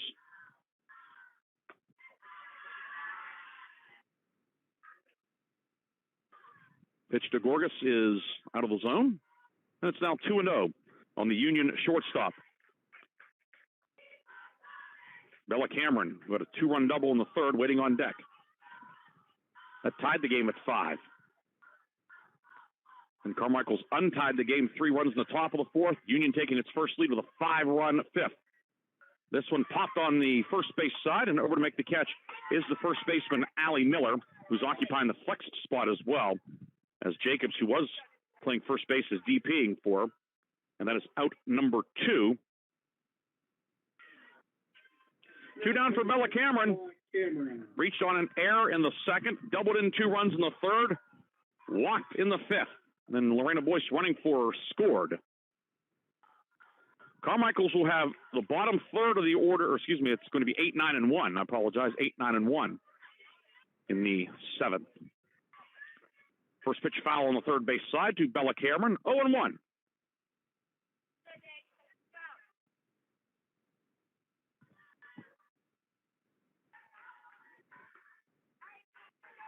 Cameron, right-hand hitting catcher. Hope you're enjoying this one wherever you're listening, border to border, coast to coast, via Lawrence County SportsNet.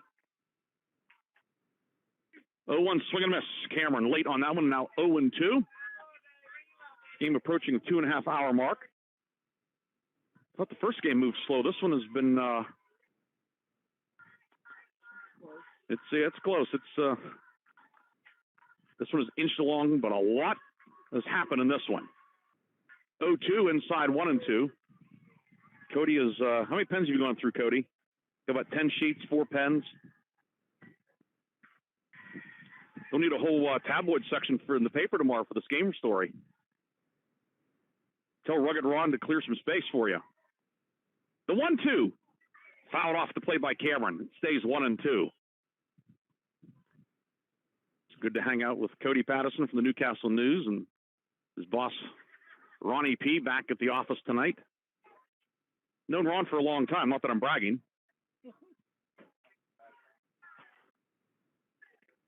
Count as a ball and 2 strikes. Cameron, right-hand batter. Pitch on the way. This one is foul up the third base line. Ellsworth, a diving attempt, but could not flag it down. The ball was foul anyway. It stays a ball and 2 strikes on Bella Cameron.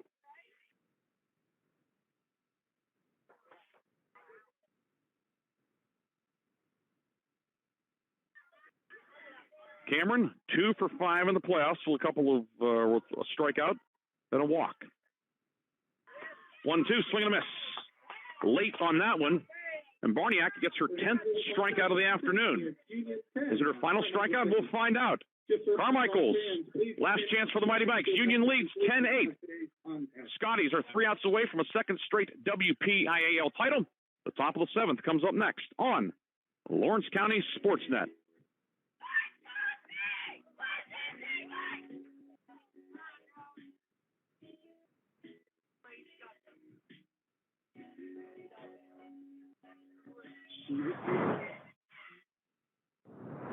When the high school season heats up, make sure you have the best gear to support your school. Head to the Red Zone on Wilmington Road in Shannon for all your county sporting apparel needs. From sporting goods to custom apparel to embroidery and more, the Red Zone has it all. Quality gear for all 8 schools in the County of Champions. Stop by and enter the Red Zone or visit them online at theredzonesports.com. Score big at the Red Zone.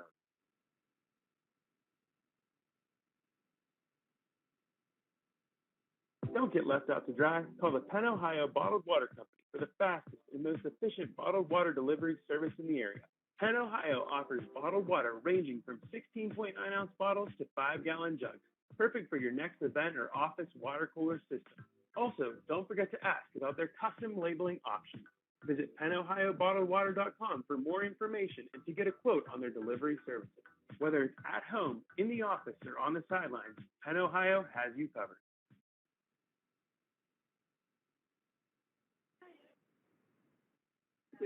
Bottom of the 7th, Carmichael, or top of the 7th, Carmichaels has Carly Roberts, Megan Voigthofer, and Sophia Zahler.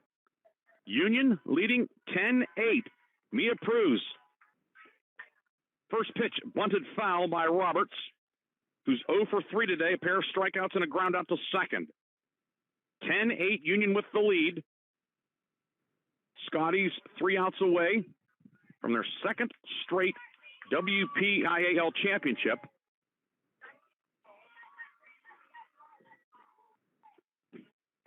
The 0-1 coming from Mia Pruz, who's worked out of some jams today.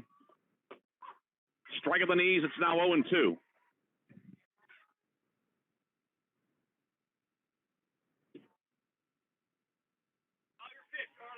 Castellander, the third baseman, way in and off the line. 0-2, swing and a miss. 3 straight strikeouts for Pruz. 10 for the game. And the Scotties are 2 outs away. It'll bring up Megan Voigthofer. Walked and scored in the second. Grounded out to short in the 4th. Grounded out to Pruz in the circle in the 5th. First pitch is a strike. Pruz really going to the whip here now in the top of the 7th. She can sense it. Earned the win last year in the title game. Pitching line today is not going to be as nice as last year's. She's 2 outs away from having that W next to her name, and that's all she really cares about at this point. 0-1 fouled straight back. It's now 0-2.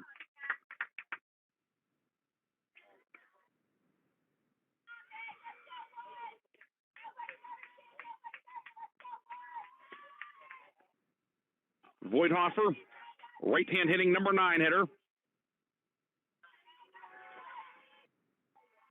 Wide stance, and this one way out of the zone, now 1-2 on Voigthofer, who was 2 for 8 in the playoffs with 4 runs scored. Struck out a team-high 11 times on the season, has not struck out today. But she's behind in the count 1-2. Bruce, 1-2. Low, 2-2.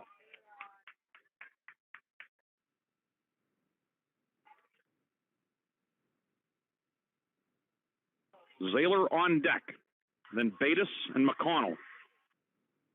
2-2. Bounce back to Pruz. Knocks it down. Picks it up. Throws over to first. In time. An emphatic out call at first for out number 2. And Union 1 out away from back-to-back championships. Sophia Zahler will stand in, 0 for 4 today with a pair of runs scored. 25-game hit streak on the line also. And championship hopes also on the line for the Mighty Mikes. Pair of groundouts to short. Zahler also reached on a fielder's choice and reached on an error. Looking to keep it going for Betis. 10-8 Union. First pitch from Proust. Bounce on the left side. Gorgas with it. Gets a bad hop. And has no play. Oh, a tough break. She was there, and that thing rocketed up. Really the first bad hop we've seen today. But it keeps things going for Ashton Betis, who, if you're wondering, has 2 home runs this year. 0 for 2, 2 walks, 2 runs scored. Now batting second baseman Ashton Betis.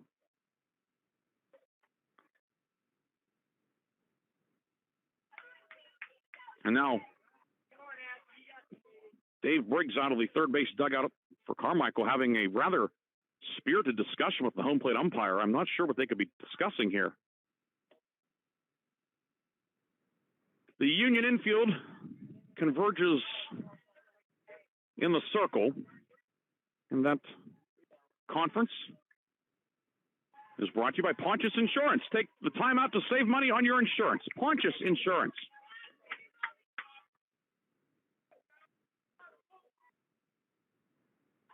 Peru's first pitch looped out into left field, and it drops in for a base hit.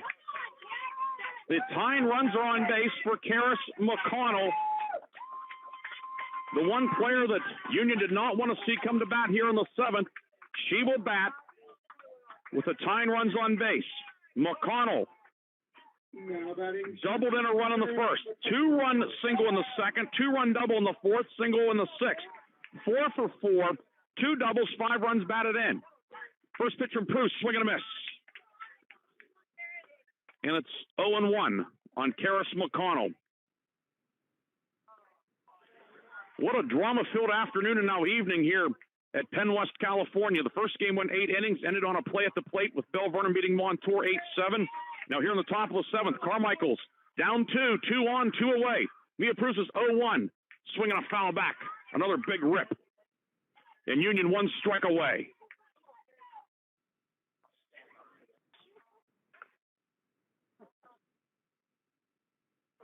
Betis, the tying run at second. She runs very well. But Karis McConnell gets back in the batter's box. The count is 0-2. Mia Proust 1 strike away from giving Union its second straight WPIAL title. The 0-2. High 1-2. Double steal throw to third, and Zahler is safe. The throw down, Zahler is safe. Betis steals second. A daring move by Carmichaels. And now the tying run is in scoring position.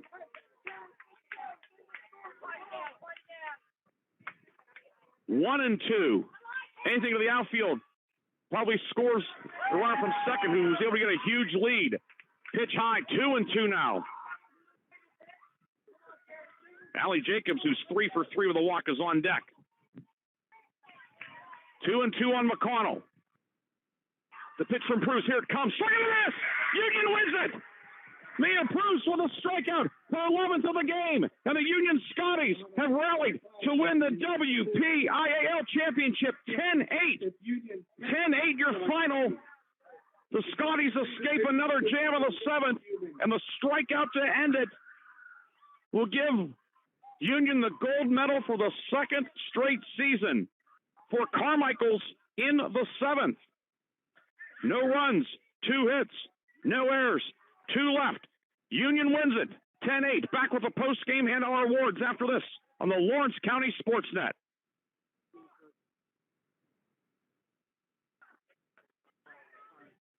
Whether you're hosting a big party, it's family dinner night, or you just need a place to go and watch the big game, the Crane Room Grill is the place to be.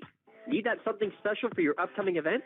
Ask about the CR Brewing Company's custom brewing options to give your big day that personalized touch that your guests will never forget. Visit craneroom.com to see their full menu, or call in your takeout order now at 724-656-1553. the Crane Room Grill, and CR Brewing Company, a winning combination. Fans, at this time, we will move ahead with the WPIAL trophy ceremony.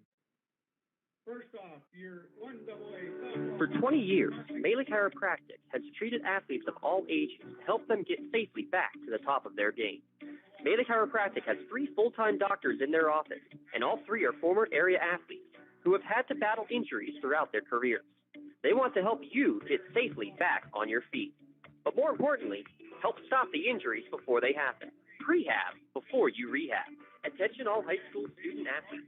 During your sports season, a $25 visit to the Melee Chiropractic office includes an adjustment and or all therapies necessary. From the athletes of tomorrow to the weekend warriors and everything in between, let Melee Chiropractic keep you in the game. Number 19, Grace Clavy. Number 21, Haley Yeager. Castle Asphalt and Construction is driven to provide quality, cost-efficient pavement-related services to Western Pennsylvania. Every paving or construction service at Castle Asphalt begins with a thorough site inspection of the area to allow their team of professionals to become familiar with the unique condition of your home or business. Once the site inspection is complete, Castle Asphalt provides you with a detailed plan of the design, cost, materials, and time of completion, so you know exactly what to expect during your construction.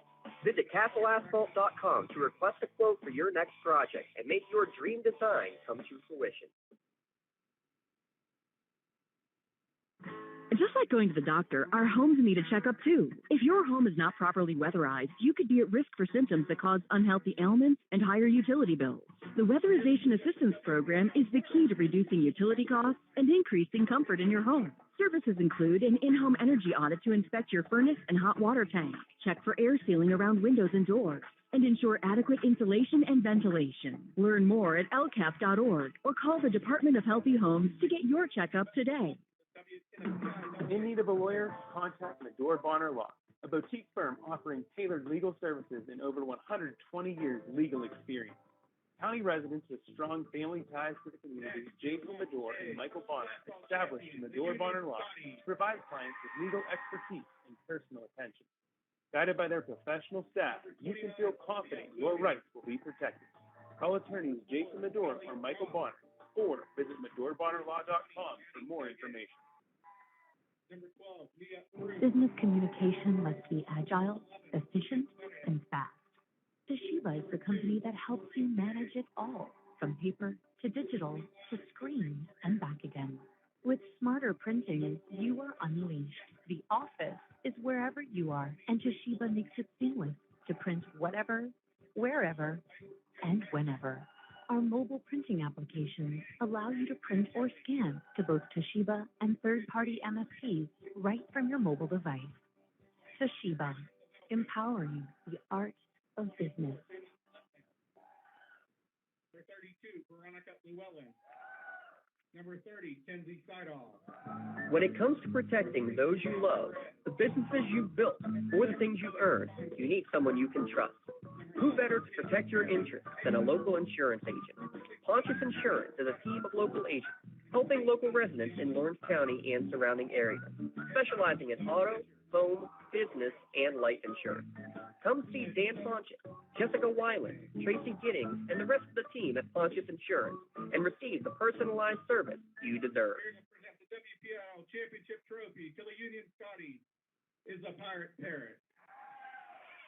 And we're back here at Penn West, California, where the Union Scotties have won the WPIAL 1A softball championship. A come-from-behind 10-8 victory over Carmichaels. Team totals for Union, 10 runs, 9 hits, 4 errors, and the Scotties left on 7. For Carmichaels, the Mighty Mikes, 8 runs, 11 hits, 2 errors, and Carmichaels stranded 10. The winning pitcher is Mia Pruce. She is now 10-3. The loss goes to Bailey Barniak. She is 16-1. Time of the game, 2 hours and 40 minutes.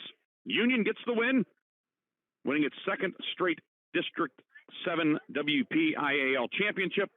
Carmichaels will go into the state playoffs as the runner-up out of the WPIAL. Carmichaels now 18-1 overall, and Union is 18-3. Carmichaels jumped out to a 3-0 lead in the first as Ashton Bates walked, Karis McConnell with a double, Allie Jacobs a double, and Bailey Barniak with a single. It was 3-0 with one out, but Mia Prue able to get back-to-back strikeouts to end the threat. Union gets a run back in the bottom of the first as Olivia Williams singled, then later scored on an error. Hattie Nogue also had a single in the first. It's 3-1 after one. Carmichael scoring twice in the second as Megan Voigthofer walked. Fielder's choice from Sophia Zahler, then a 2-run single from McConnell, who finished the game with 5 runs batted in, made it 5-1. In the second, Union gets 2 back. Tori May and Mallory Gorgas both walked. Bella Cameron reached on an error. Olivia Williams with an RBI single. Gorgas scored on a passed ball. That made it 5-3. Union then tied the game in the bottom of the third. Olivia Benedict with a 1-out double. Tori May hit by a pitch. Gorgas hit into a fielder's choice. Then Bella Cameron cracked a 2-run double to tie the game at 5. We were not tied for very long, however, as Carmichaels scored 3 in the fourth to go ahead. McConnell, 2-run double. Jacobs, an RBI single to make it 8-5. However, Union rallies with 5 in the fifth. Benedict, a leadoff triple. May singled in her. Gorgas with a double. Cameron walked. Ella Casalandra with a sacrifice fly. Olivia Williams walked, and then Allie Ross walked with the bases loaded to tie the game at 8. Addie Nogue, a 2-run single to give Union its first lead, 10-8. In the sixth inning, Carmichael's first and second, nobody out, but then a ground out and 2 strikeouts ended the threat. In the seventh, first 2 batters retired by Mia Prue, but then Sophia Zahler reached on an infield hit. Ashton Bates, a base hit first and second. 2 down to McConnell, who had been 4 for 4 with 2 doubles and 5 runs batted in.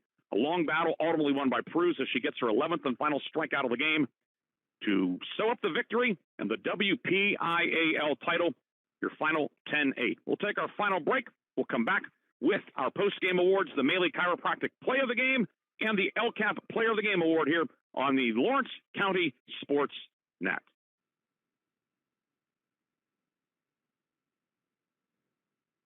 Contractors, the Department of Healthy Homes needs you. From small to large residential projects, you can help families live safer and healthier with the quality work you do.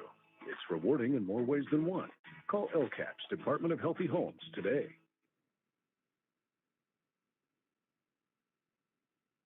Cold winds blowing, temperatures dropping, and snow is beginning to fall. And then your furnace goes out. LCAP's Lie Heat Crisis Program is here to help. If your furnace is blowing cold air, not turning on, or not reaching the desired temperature, help is right around the corner, whether it needs fixed or replaced. For information, call the Department of Healthy Homes at 724-656-0090. LCAP Healthy Home Programs are the key to safer living.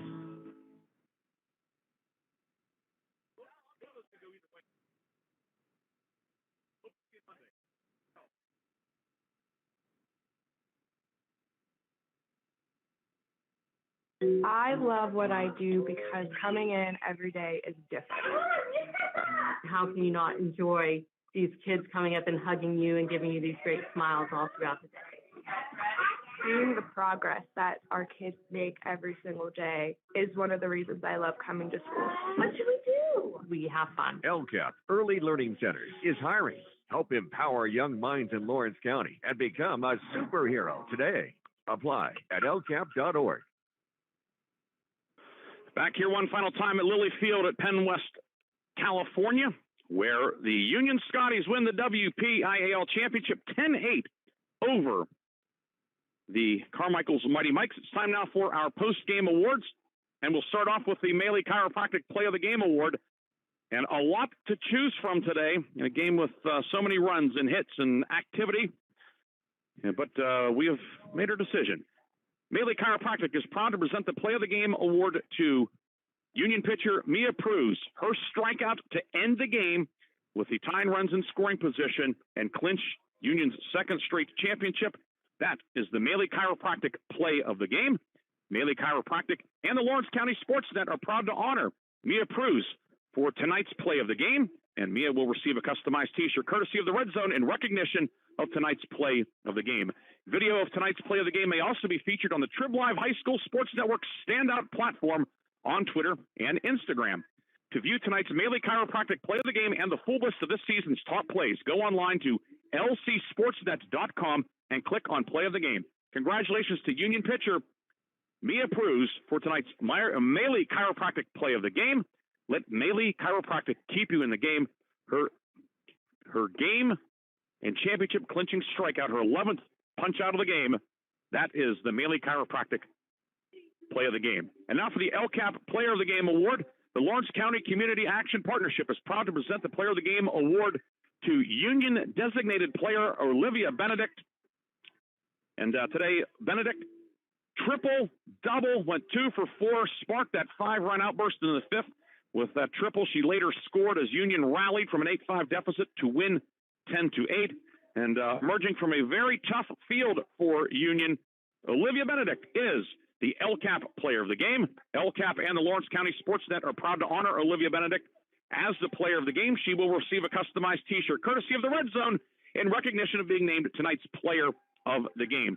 To view the full list of this year's Players of the Game, go online to lcsportsnet.com and click on Player of the Game. Congratulations to Union's Olivia Benedict for being named tonight's LCAP Player of the Game. LCAP, changing lives. Benedict 2 for 4 today, up and down the lineup. A lot of heroes today for Union. Olivia Williams 2 for 3 with a walk. Allie Ross walked twice. Addie Nogue 2 for 4 with 2 runs batted in. We mentioned Benedict, the triple and double. Tori May 1 for 2 with 3 runs scored. Mallory Gorgaz a double and 3 runs scored. Bella Cameron a 2-run double. Ella Castellandra, that big sac fly in the 5th inning. All told, a total team effort. And for the second straight year, the Union Scotties are the WPIAL champion in Class 1A. Scotties will have a few days to enjoy this one. They'll be back in action Monday in the PIAA tournament. And the Scotties will take on either Myersdale or Berlin Brothers Valley. And that game will be Monday somewhere in the Newcastle area or the northern reaches of the WPIAL, we would presume. We'll find out more hopefully later in the week or over the weekend as far as where the Scotties will play next. Carmichaels not out of it, certainly. Carmichaels will take on the District 6 champion, whether that's West Branch or Claysburg-Kimball. That game will be somewhere in District 6 out in the Altoona State College area. With that, we're going to call it an afternoon, now evening here at Penn West Clarion. Well, Penn West California, excuse me. We're all bundled to Penn West header, and I was cognizant of not making that mistake, but I just did. California. Thanks to the folks here at Cal. Thanks to the WPIAL staff. Thanks to James Dotson for all of his efforts in helping line up everything.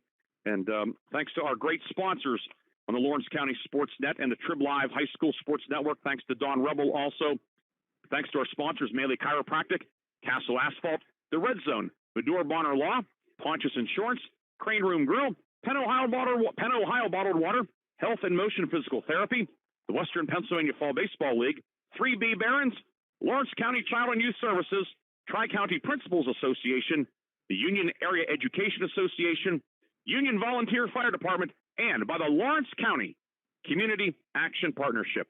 This is Ryan Briggs saying so long. Hope you enjoyed this one. It's a pleasure for me to be able to fill in this afternoon on the Lawrence County Sports Network and bring home a winner back to Lawrence County. The Union Scotties, for the second straight year, the 1A champions in softball, 10-8 your final.